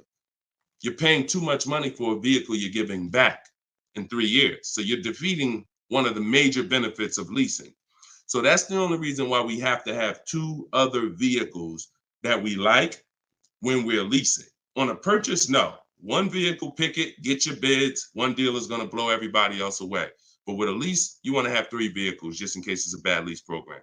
And if they got a bad lease program this year, maybe in 3 years when your lease is up, they'll have a good lease program. So that's what we do. It's too many cars out here. It's 400 cars out here. 40-something manufacturers competing for our business. Why are we going to get locked on one car? And the reason we're doing this, y'all, is because we're not shopping. You're not shopping. You're not taking the going out for the weekend and test driving cars seriously. You're about to drop 40 grand of your hard-earned money. You need to be, like I teach, shopping and not letting anyone disturb your shopping. If I'm looking for a car, I'll take a whole Saturday and go out or a Monday, and I'll go out and I'll drive 4 cars and be like, okay, that was fun. Don't sit down and don't talk numbers. So let me make that clear. Don't go in there and sit down at the desk and start talking numbers and get a proposal. No. Shop. Once you decide what you want, then we come home and we get our offers from home. All right. Go ahead, Dolan. Next question. All right. When you don't talk, I see a lot of you saying you're not good negotiators. Then you just got to stop talking. Stop talking and start making people bid. You're going to get better deals than good negotiators all day long. Heard you loud and clear on the rebroadcast. I'm here live. All right. Welcome, Jill. Looking for a car now. Profited on a sale, so coming in clean. Need to rebuild credit. Lease cheap car, finance car under 5-6 grand. It depends on where your credit is. If you're in the mid-6, I teach something called, profile over score. So if you have a paid off car, if you have nothing gets you approved for a car like on-time car payments. If you've been making on-time car payments for 2 years, 3 years, you're typically going to get approved for most leases. As long as you're not going from like a $450 payment to a $900 payment. But if I'm in a state where if I'm in that mid 6s, 660, 670, I go for the lease. If I'm in the low 6s, then I go for what I call a smart car, which is the car to set you up to lease. So your goal is to get the least expensive car you can get a loan on, quality car. You want to go small as possible, and small as possible for you might be you need a sedan. You might need 3 rows. But I teach something, and that's what we were talking about when I posted that review that Barrett wrote for our book today. He was like, we get a wish list for needs versus wants, because oftentimes we confuse these. Needs are things you can't live without. I need to have this, or the car's not going to do what I need it to do. I need to have it. Wants are things that you'd like to have, but you can live without. When it comes to getting a smart car, and it's not the little smart car, y'all. I have a different. That's a different meaning for us. It means saving money at the right time. That's what we call smart cars, saving money at the right time. So if you can't qualify for a lease and you want to set yourself up, then the vehicle you get now is super important. The vehicle you get now could either set you back from leasing because you bought too much vehicle, payments too high. You didn't buy a dependable vehicle. It's not going to last. It's going to start having problems. It's It's going to break down. You might miss payments because of that. These are all the things you want to avoid. This is why I'm giving you these boundaries that you don't, kind of go off of. But this usually happens when you're trying to get too much car. Quite honestly, if I was trying to get a smart car, I would be trying to get the smallest car I could, drive it for 2 years. Let the family be uncomfortable.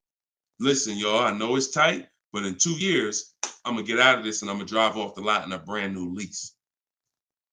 So the key is the payment's going to be low because those smaller cars are only 25 grand new, 28 grand brand new. When you get them used, you could get a nice one for about 10. Finance it. You don't have to take a 10-year-old one. So you want to get one that's relatively, good. It needs to last you 2 years or the plan's messed up. So you get the smallest car you possibly can. You drive that 2 years, that's your sacrifice car. And then you flip out of that car. Well, after you have 2 years of on-time payments, you flip into a brand new lease, and then you're leasing new cars from now on. That's what I do, depending on your situation. If you're high sixes, mid sixes and up, I go for the lease. If you're under that, then I would go for the smart car. Okay? All right, keep me posted. Good job. Just having a plan. Having a plan. Go ahead, shoot the next one up, Dolan. I forgot to tell you. Yeah, I see you, Jill, and keep that up. This is a different Jill, I think. This is a means to my dream car. I'm a patient. Yeah, I'm patient. My husband has the needs car. There you go. There you go. You can flex in 2 years. You can flex in 2 years. You do this right. You drive this car for 2 years. You don't miss any payments. Make sure when you're buying a $10,000 car and you finance it, payments are $250 a month for 5 years. You don't have to take a 6-year loan. You don't want to take a long loan on a smart car. You want to take a shorter loan, pay $250 a month. Now you're not going to miss those payments. Match at $300, depending on the interest rate, could go higher, $325. But the point is that's affordable. So it's not going to mess up the plan versus you trying to pull out in a $25,000 used car with a high interest rate. Now your payment's $575 a month. You get what I'm saying? So just stay focused, stick to the plan. All right. This is another Jill from YouTube, I believe. Buyout is, go ahead, keep that one up. Oh no, I saw that one. Get the one you just had up, Dolan, from the other Jill. Yep, thank you. So buyout is $36,000 on my 2023 Audi Q5. I want to lease a Range Rover Sport. Should I sell on my own or turn into the dealer? Doesn't look like, and I'm just going to tell you, this is not usually when we do an equity assessment. Now, if you can get out, break even, great. You're driving a 2023 Audi Q5. I don't know who told you that you could switch cars that fast, but it doesn't happen that way.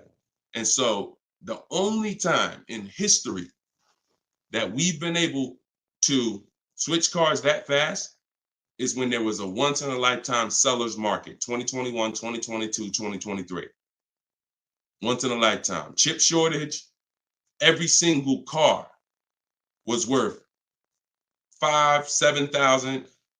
To some of the trucks were worth 10 to 15 grand more than they would normally be worth. Now, I told people back in 2020 that 2021 that was going to come to an end, and don't get used to this. But I told everybody who would listen, you need to cash out now because your vehicle is never going to be worth more today, never going to be worth more than it is today. But that's over. So if you may have cashed out, some people, you sold a car. If you sold a car back then, you can type, type dollar signs.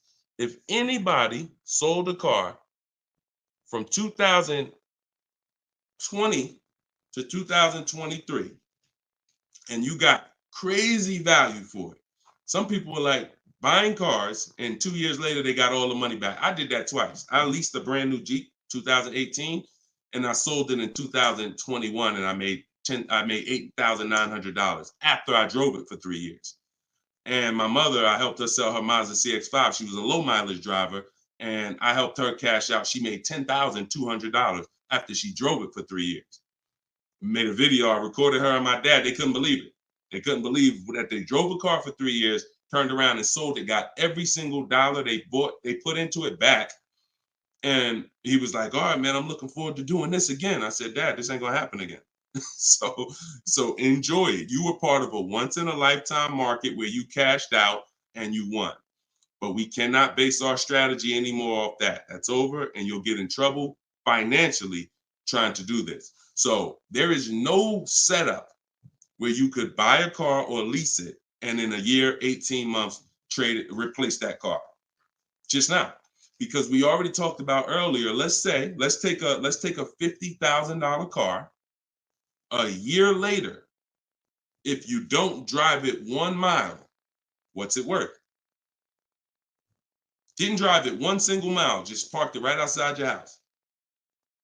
43, 44, max, absolute max. So when that car is losing value like that, whether you bought it or leased it, the asset, it's what the car is worth.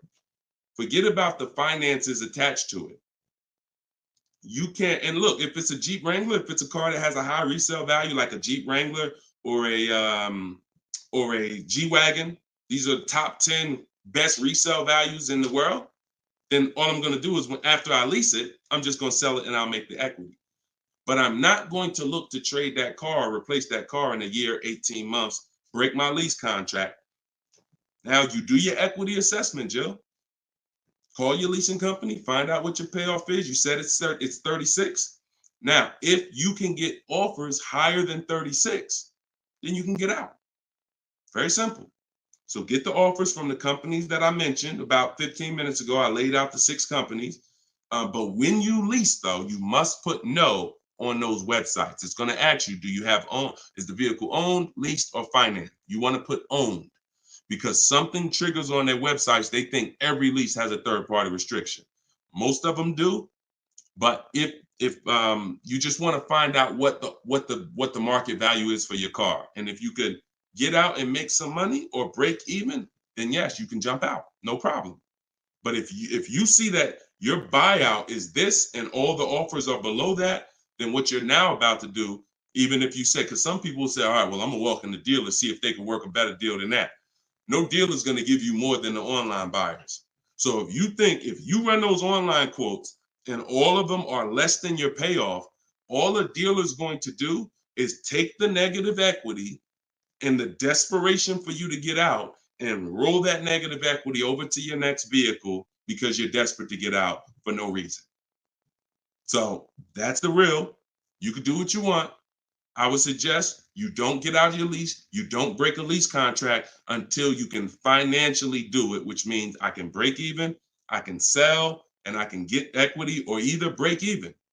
Break my contract, but I'm not coming up with a dime because a dealer bought my car and I'm out of this thing. That's the only way I'm breaking a lease contract. I'm not rolling negative equity.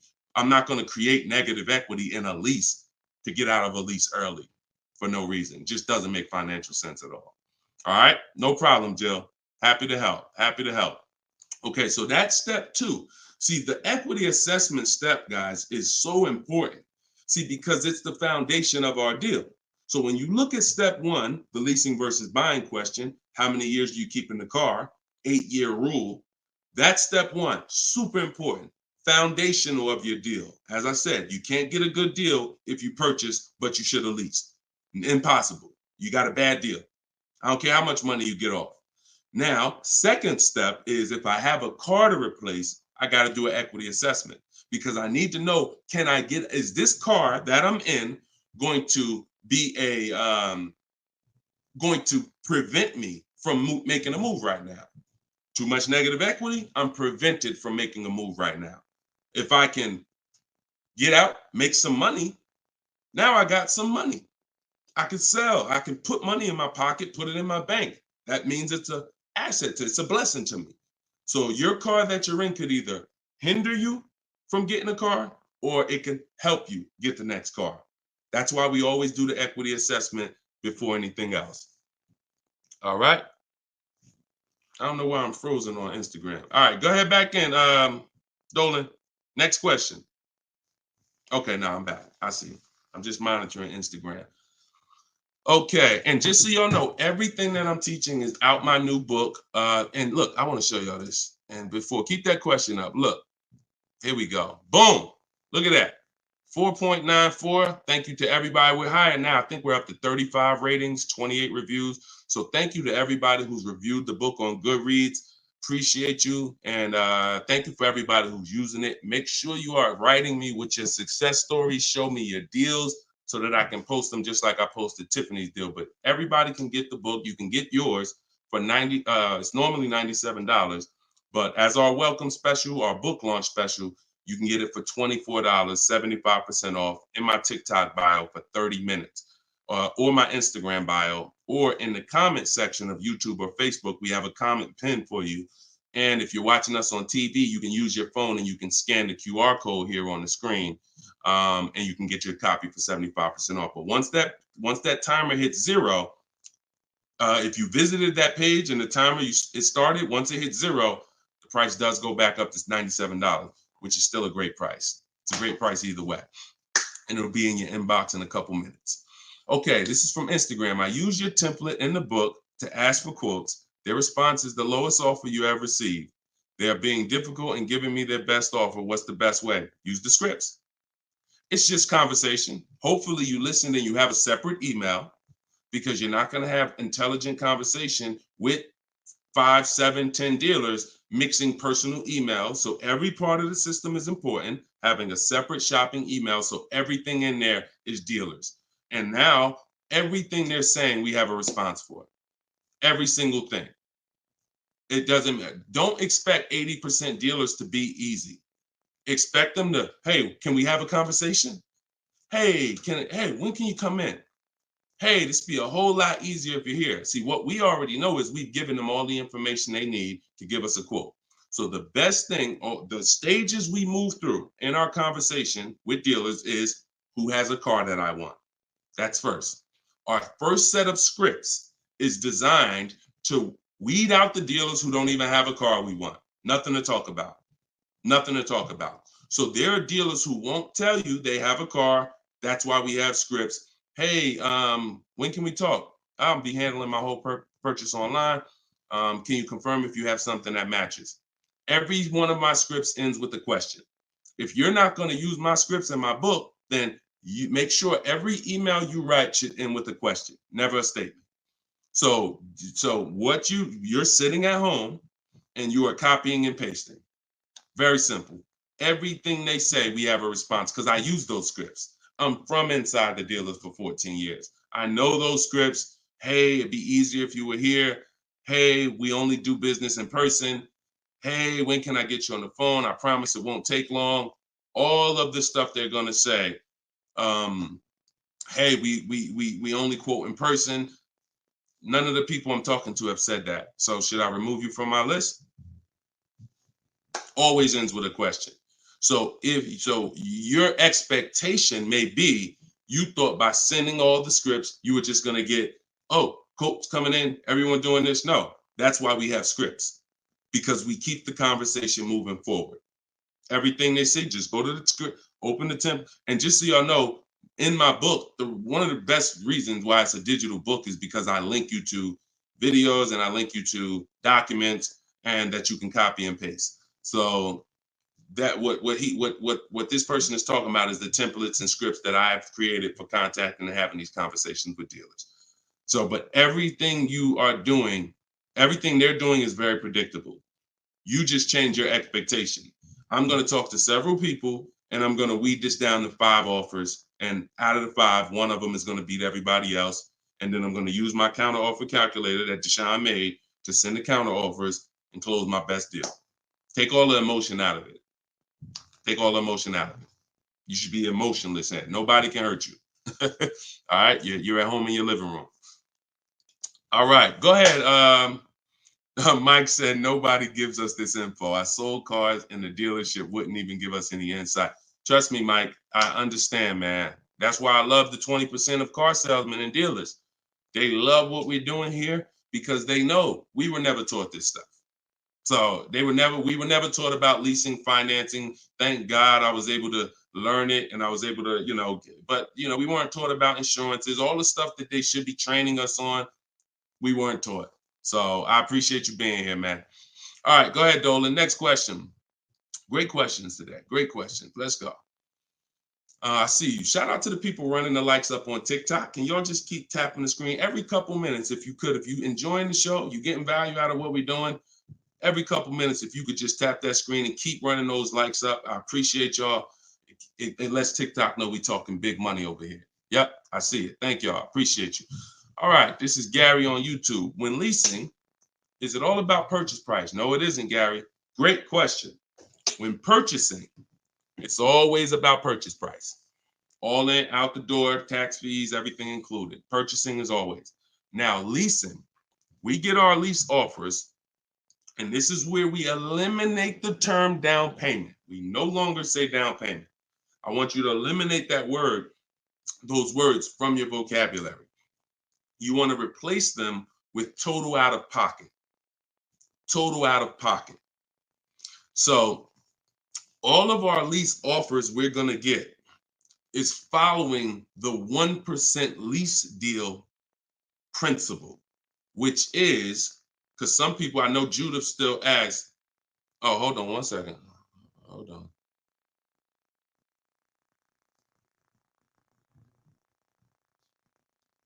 Okay, I think my wife's headphones hooked up to the broadcast here. Thank you for letting me know, Judy. So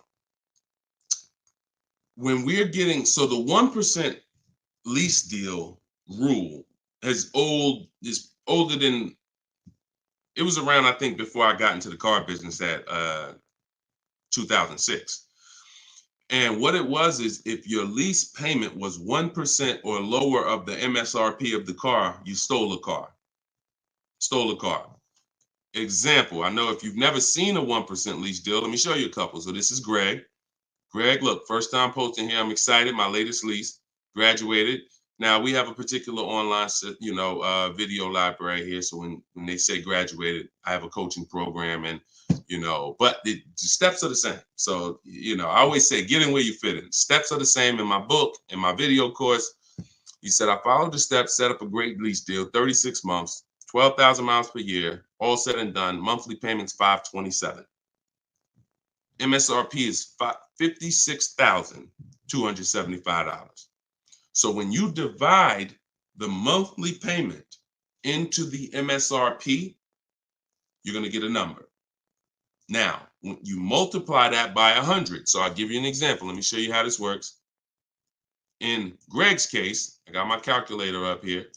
I would take 527, divide that into 56,275, which is the MSRP, not the selling price.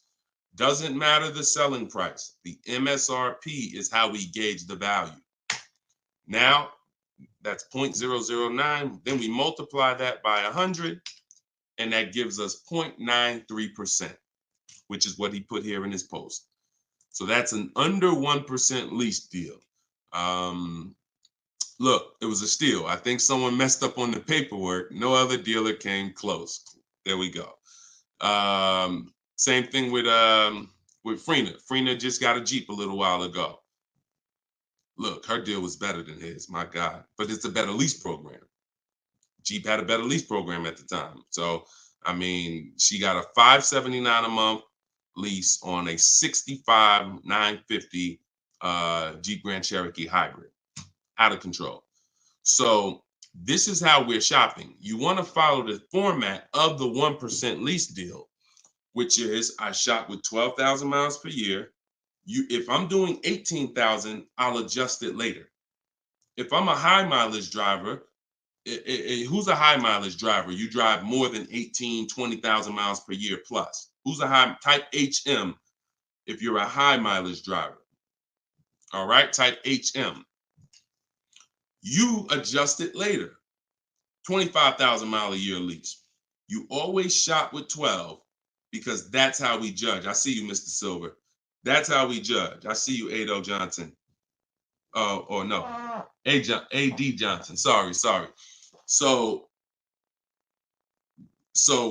still going to, this is still Gary's question. This is why we're not focused on the purchase price when we're shopping lease offers. We're focused on looking at the formula that we use to judge a great lease deal. And everything we do, I have 3 rules. 1% lease deal, I didn't make it up. That's a steal. In between 1% and 1.5%, that's a deal, because that's still better than a purchase. It's still great value. When you compare it to someone who's purchasing, they're paying tons more. Even somebody who didn't get a steal, because the lease program has to be there to get a steal. They got to want to give away these cars. They got to have great incentive, great, everything has to line up, stars in the moon, and then we get the dealer that's going to give us the biggest discount. If it's under 1%, that means the lease program was incredible. But a good lease program, great lease program, will still get you, when you shop your offers, in between 1% and 1.5%. So, you look at somebody like, I used, Charles. So Charles got a Palisade, very, very popular vehicle. He got 10 offers from home. His best offer was 1.23, $48,000 vehicle. He's paying $597 a month. Now that same $48,000 vehicle, and this, I'm about to hit on something that I said earlier, but I'm going to really bring it across home plate right now. It's impossible to get a great deal when you purchase, but you should have leased. Because look, $48,000 Palisade, you guys know, we talked about it earlier, every $5,000 on a loan is about how much per month? Every $5,000 on a loan is about how much per month? I told y'all, stay by the keyboard, because we like to dialogue. So we want to make sure you are always by your keyboard so you could dialogue. Active learning. That's how you're going to get the most out of this show. Active. Okay. Anybody type it yet? Okay. Thank you, Dominic, on TikTok. Yes. $100. So that same Palisade that Charles is driving right now for $597, there are people who financed it, no money down, and they're paying almost $1,000 a month, $900 to $1,000 if they got a 5-year loan. If they took a 6-year loan, they're probably paying $8 something a month for 6 years. He's paying $597. So that's what I say. You cannot. And even when you have a good lease program and you get your offers, 1.23, 1.25, 1.3, great value compared to purchasing that car. You're avoiding the depreciation that someone who's purchasing is going to take, and it's no comparison. So, but there comes a limit. That's the third category. We got the steals, we got the deals, and then we got, I call this, it's time to chill. 1.5%. Above that, it's not a deal. There's no value there. There's very little value there. Now, no, there's no value. And I'm going to tell you why. Just add up all the payments. 1.5%, we're paying too much for a vehicle we're giving back. It's very simple. We're paying too much for a vehicle that we're giving back. When you take hold on, let me get rid of this. Put the banner back up for those of you who want your book at 75% off. Just scan it right there. Once you get above 1.5%, there's no value, because if you take a $40,000 vehicle, a steal at 1% is $400 a month. A deal is between 4 something and 6. That's 1 to 1.5. 600 a month. Now, above 600 a month, let's take 650. That's 650 divided into 40,000. 650 divided into 40,000. That's a 1.6 lease. I never signed it. Never signed it. I'm gonna tell you why. 650 times 36 months, $23,400. $23,400 I'm paying over 3 years for a $40,000 vehicle that I'm giving back. I paid more than half of the vehicle to give it back in 3 years. So those of you who always wondered what the 1.5% rule, I had to create it, because the 1% rule, a lot of savvy people knew about it. But I noticed There was no threshold for when a bad lease deal. When are we at a bad lease deal now? We know what a steal is, but what's the bad lease deals? And when I started looking at the comparison to purchasing and then the giving a car back, once you get up above 1.5%, there's no value in leasing that vehicle. Next. Clear? We don't sign bad lease deals. Only time we did that, I'm gonna tell you something. All through the pandemic, I had people making 5, 7, 10 grand. Kid you not, hundreds of them. If they were making that kind of money selling their leases, then that was the only exception. Some of them will take a 1.6 lease, put money down. Some of that big equity they had that they didn't even know they were going to have, they would put it down to lower their payment. But that was the only exception back then. I never co-signed somebody doing it now. Okay? There we go. Gary, Gary, in my TikTok bio, are you on my email list? Send me an email. You want the whole, you just send me an email and we'll make sure we get you in. And that's a special price, and I'll get you the special price to join us. Okay. I don't know how, can we communicate on YouTube? I don't think we can. I think we can only communicate. If you follow me on any of the other platforms, Gary, YouTube, TikTok, Facebook, Instagram, they allow those direct messages and we'll be able to see you. Just send me a message and I'll get you some, I'll have the team find some special link to get you in at that price. All right. MSRP, Todd, is always the bottom line. Okay, this is a great question. Hold on. We'll pull another question up, but I want to do Todd's question he just asked right here. He said, do you include freight and handling in the MSRP calculations? That's a great question, very common. Let me show you this. When you are looking at the MSRP, y'all, leases and purchases of brand new cars, used car purchasing is different. But when you're shopping, we're always shopping based on the MSRP. So let me show y'all this. I'm actually going to save a window sticker right now, and I'm going to bring it onto the show. Hold on. All right, so let me go here. Boom. Check this out. All right, here we go. Hold on.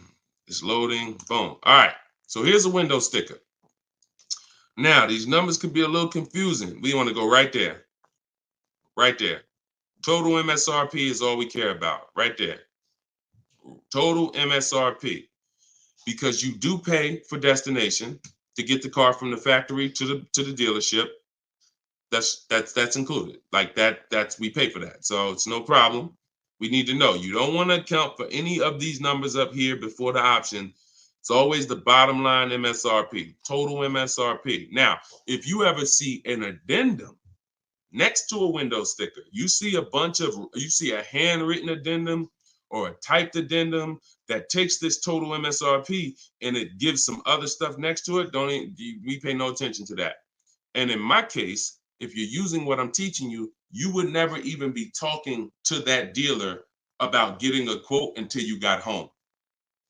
So even if you go, the only time we would actually even see that particular dealer, that particular window sticker, is if we showed up to test drive the car and that particular one that we test drove just so happened to have the addendum on it. That's the only time we'd even see it, quite honestly.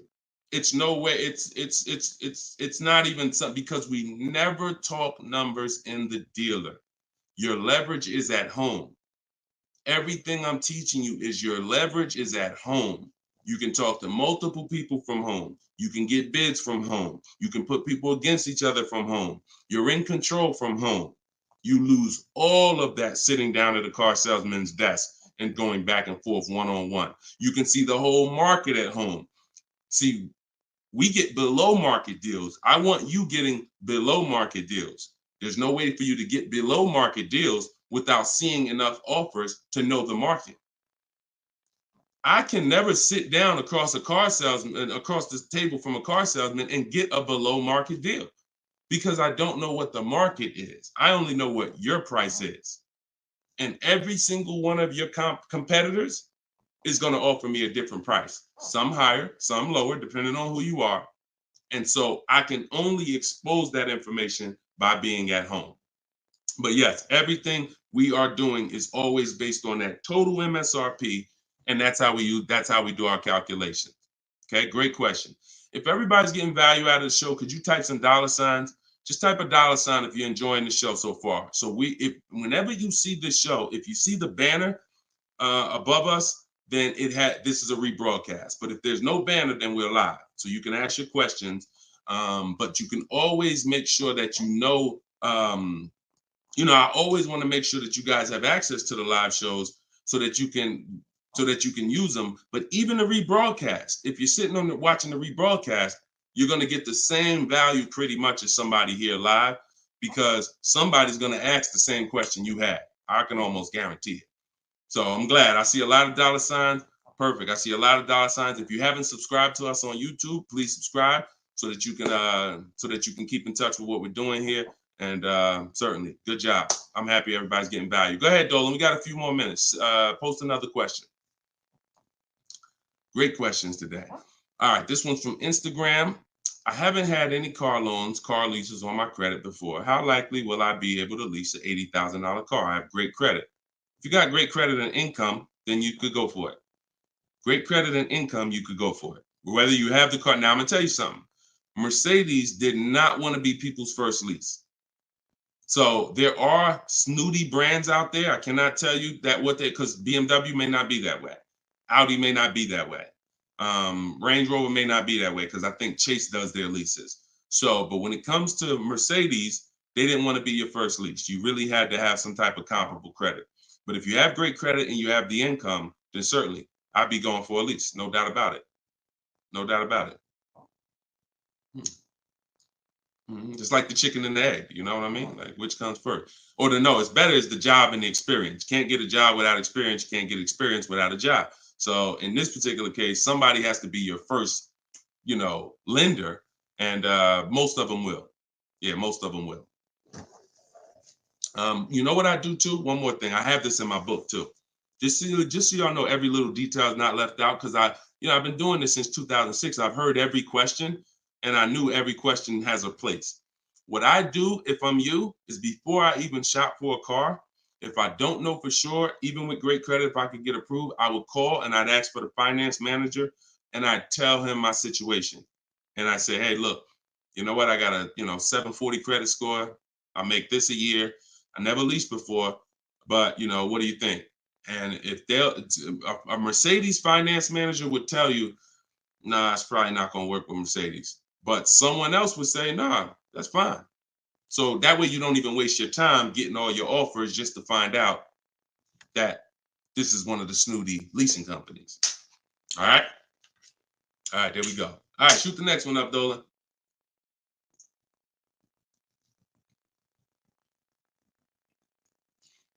Jason Hughes from IG. 12 to 15K in equity. Great job. Okay. I mean, it's nothing you did, but if you got the equity assessment and you got bids, great job. Now, wait a minute. It doesn't sound like you got bids. And I'm going to tell you why. Because it wouldn't be an equity range. That sounds like an estimate. In fact, it doesn't sound like an estimate. It is an estimate. 12 to 15 is an estimate. When we get bids, when we do our equity assessment, we're getting bids and we're like, hey, I have $13,580 equity based on my highest offer from Driveway. See, get out of the ambiguity. Get out of the middle there. Let's get finite, definite numbers and stay out of these ranges and estimates, especially on things that take us 20 minutes to do. Call your bank, get your payoff, go online, CarMax, Driveway, Carvana, AutoNation, sell my car, Car Guru, sell my car, Kelly's Blue Book, instant cash offer. 20 minutes. Get your equity. 8 payments left, not keeping 8 years, now a good time to lease. 100%. 100%. There's no benefit in waiting. Listen, that is the path for a lot of people, Jason. A lot of people are going to discover what we're doing here, teaching by the numbers, not by emotion. And they're going to realize that not leasing has cost me money. Should I wait or should I just transition now? There's no reason to wait. There's no reason to wait. The only thing that would make you wait when you do your equity assessment is you have too much negative equity, you can't get out. That's the only time. Or you have a credit situation where you need to actually get your smart car, get a car for 2 years, rebuild your credit, and then go lease. Anybody else, no benefit. I'd be leasing tomorrow because I had a friend of mine, he's a close friend of mine. He's actually in my program. You know, he uses our stuff. And he's like, he had a Kia Telluride. Well, he had an accident. Vehicle got totaled. Now, he said, now I know the 8-year rule, Deshone. I'm going to lease this next one. He gets his bids. Last week, he leased the Kia Telluride for under $500 a month. The same vehicle that he was paying hundreds of dollars every month for. More. Hundreds of dollars more per month. I don't know what his payment was, but I know what a Kia Telluride costs to purchase. A $45,000 Kia Telluride to purchase with no money down is $800-900 a month. So he's literally under $5, no money down, when he was just paying hundreds more than that. So you're in the same situation. No point in waiting. Transition to a great value lease. Get your offers. You wish you could. You wish you would have did it sooner. All right. Go ahead. Next question, Dolan. Car brands will no longer offer V6. Buy the lease. Let me talk about this question on TikTok. Not right now. Get the next one. Go ahead, Dolan. Put the one you're gonna put out. But get that question that this person just posted about car brands no longer offering V6s. Should he buy the lease? If you have one ready, though, put that one up. Deshone, will your book work for both lease and buy? Well, you know what? Let this person answer that for you because we just got this review. This book is outstanding. This is Barrett. And you can see all our reviews on goodreads.com. Must read, must have for anyone seeking to buy, lease, or even sell a car. It is presented in very professional, easy to follow, step-by-step manner that covers every situation. Every situation. Does your situation, Keith, fall under every? If so, we got you.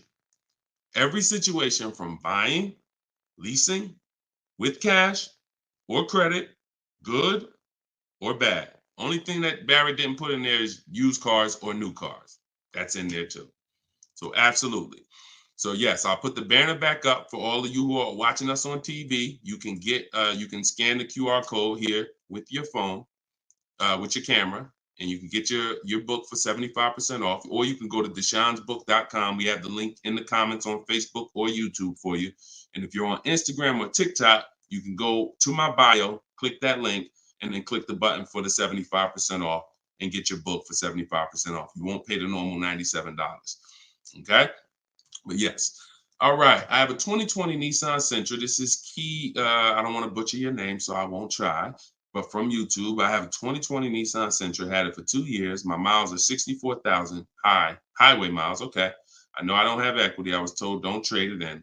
Would be a bad decision. It's true. We don't trade cars in. We get bids. So you need to find out what your equity position is. See many of you are finding out right now how important the equity assessment is. Whenever you have a current car, equity assessment. So when you call your bank, get your payoff, then you go and you get the offers. You're either going to be in a positive equity position or a negative equity position.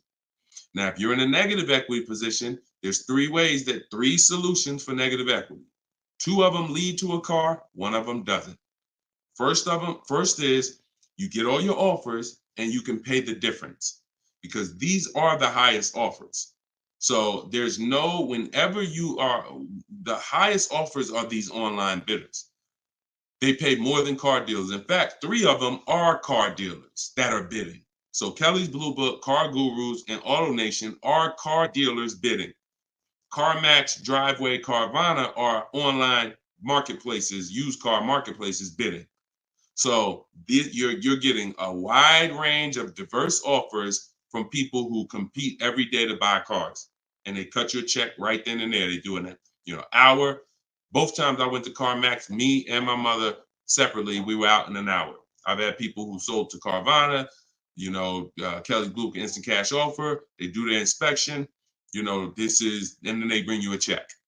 So if you can pay, let's say you said you don't have equity. So if that's the case, then you may have negative equity, which means you might owe 30 and your highest offer is 28. Then I would come up with the 2,000 and I would pay the difference all day long because I'm still winning through a bid. My car's value is maximized through a bid. And if I don't get bids, I'm not maximizing my car's value. So now, second, when we can't pay the difference, then that means we must trade. This is the only scenario where we trade because you need now one part of the bidding strategy you can't do. So you're going to do the other part of the bidding strategy, which is now think about what car you want. Okay, I want a Toyota Camry. Now I'm going to get my bids. I'm going to get the lowest bid, the dealer that's going to sell me the car for the lowest amount, and then I'm going to purchase from them. But before I can purchase, now I need to bring my old car into the scenario and ask them, how much is my old car worth to you? Now that's the winning dealer. You need them to bring that loan because you need them to carry that negative equity you have and put it on top of your existing deal. So you cannot depend on, don't even think that they're going to pay the amounts you had over here. Oh, Driveway was offering me 29. Yeah, you could tell them that, but again, they're not going to be able to pay that. They can't beat all their competition on the bid and then beat all the online buyers on the bid. So that's why I say your first option is always to pay the difference. Because you can win with bids there, you maximize, and then you do a separate transaction, you can still keep them separate. But if you cannot get bid, if you can't pay the difference, your only option is you have to trade that car in, and then you're going to let the dealer who you buy the car from wrap the negative equity into the existing lease. It's hopefully it's a lease because there shouldn't be any reason you're trading that car unless you just want a lease. To buy another car, unless you're saying you're keeping it 8 years, which, like I said, most people, I've been doing this for years, they're going from a finance to a lease. Now, one more scenario. I told y'all, it's 3 ways out of negative equity. One leads to no car. You have too much negative equity and you cannot put it on top of the actual deal because banks have loan to value ratios. So if you have $10,000 of negative equity, you can't just slap that on top of a $30,000 or $40,000 car. It's going to be too much unless you put money down. So you can't if you got some cash, you can make the deal happen, but you're not going to be able to do a no money down deal because you're looking to have the bank approve the car, the tax, the fees, which probably another $1,500, and 10 grand of negative equity. And then you want to find that's too much because the dealer has to go to the bank and say, we know this car is priced at 40, but we'd like you to lend this person 54. They're not going to do it. They might lend max 50. So the more negative equity you have, if it's too much, you're either going to have to bring some cash to the table to get the deal done. And if you have no cash, you got to wait. You got to pay down the car. It's the only option. That's why I say, know the cause of negative equity. It's usually because you haven't leased. 99, I could tell you the way out. I just gave you the way out. That's in my book, 3 strategies for negative equity. But when if you don't know the cause and you just turn around and get another purchase and you're not keeping it 8 years, you're going to be in negative equity again and again. And there's plenty of people, and some of you, maybe you, where you're like, dag, Deshone, that's me. Every time I go get a car, negative equity, negative equity, negative equity. It's like a vicious cycle. And the solution is you need to lease. What's causing that is you don't lease. So you're overpaying by thousands of dollars. All right. So Listen, y'all, we will be back. We like to do these shows twice a day. If you're on my email list, you'll get the notification. We like to get through as many questions as possible, keep this around an hour, 15 minutes. And so all of you, appreciate you coming. If you want every single thing I teach in one spot in a step-by-step format, that's my new digital book. It's called Cars from Home, 7 Steps to Saving Time, Money, and Avoiding Dealerships. And you can get yours for 75% off in the comment section on YouTube. We got a comment section that's pinned, deshonsbook.com. Same thing on TikTok. I'm the same thing on Facebook. But if you're on Instagram or TikTok, it's in my bio. There's a website right in my bio. Click it and grab your 75% off. You'll get it for $24 instead of the normal $97. Now, if you went there and that timer started, then certainly get there before it hits zero, because once it hits zero, you have to pay the 97, which is still a great price. So my goal for this book is to be the most valuable book financially that you've ever gotten. That is my goal. So use it. Write me with your success stories. Show me your deals when you pick up your cars. Write me, email me, Deshone, just like Tiffany did. I want all of you emailing me your deals so that I can share them on the show. All right. So we'll be back. We'll be back with the next show. This was episode 9. Thank you for coming, and I will see y'all on the next show. God bless you.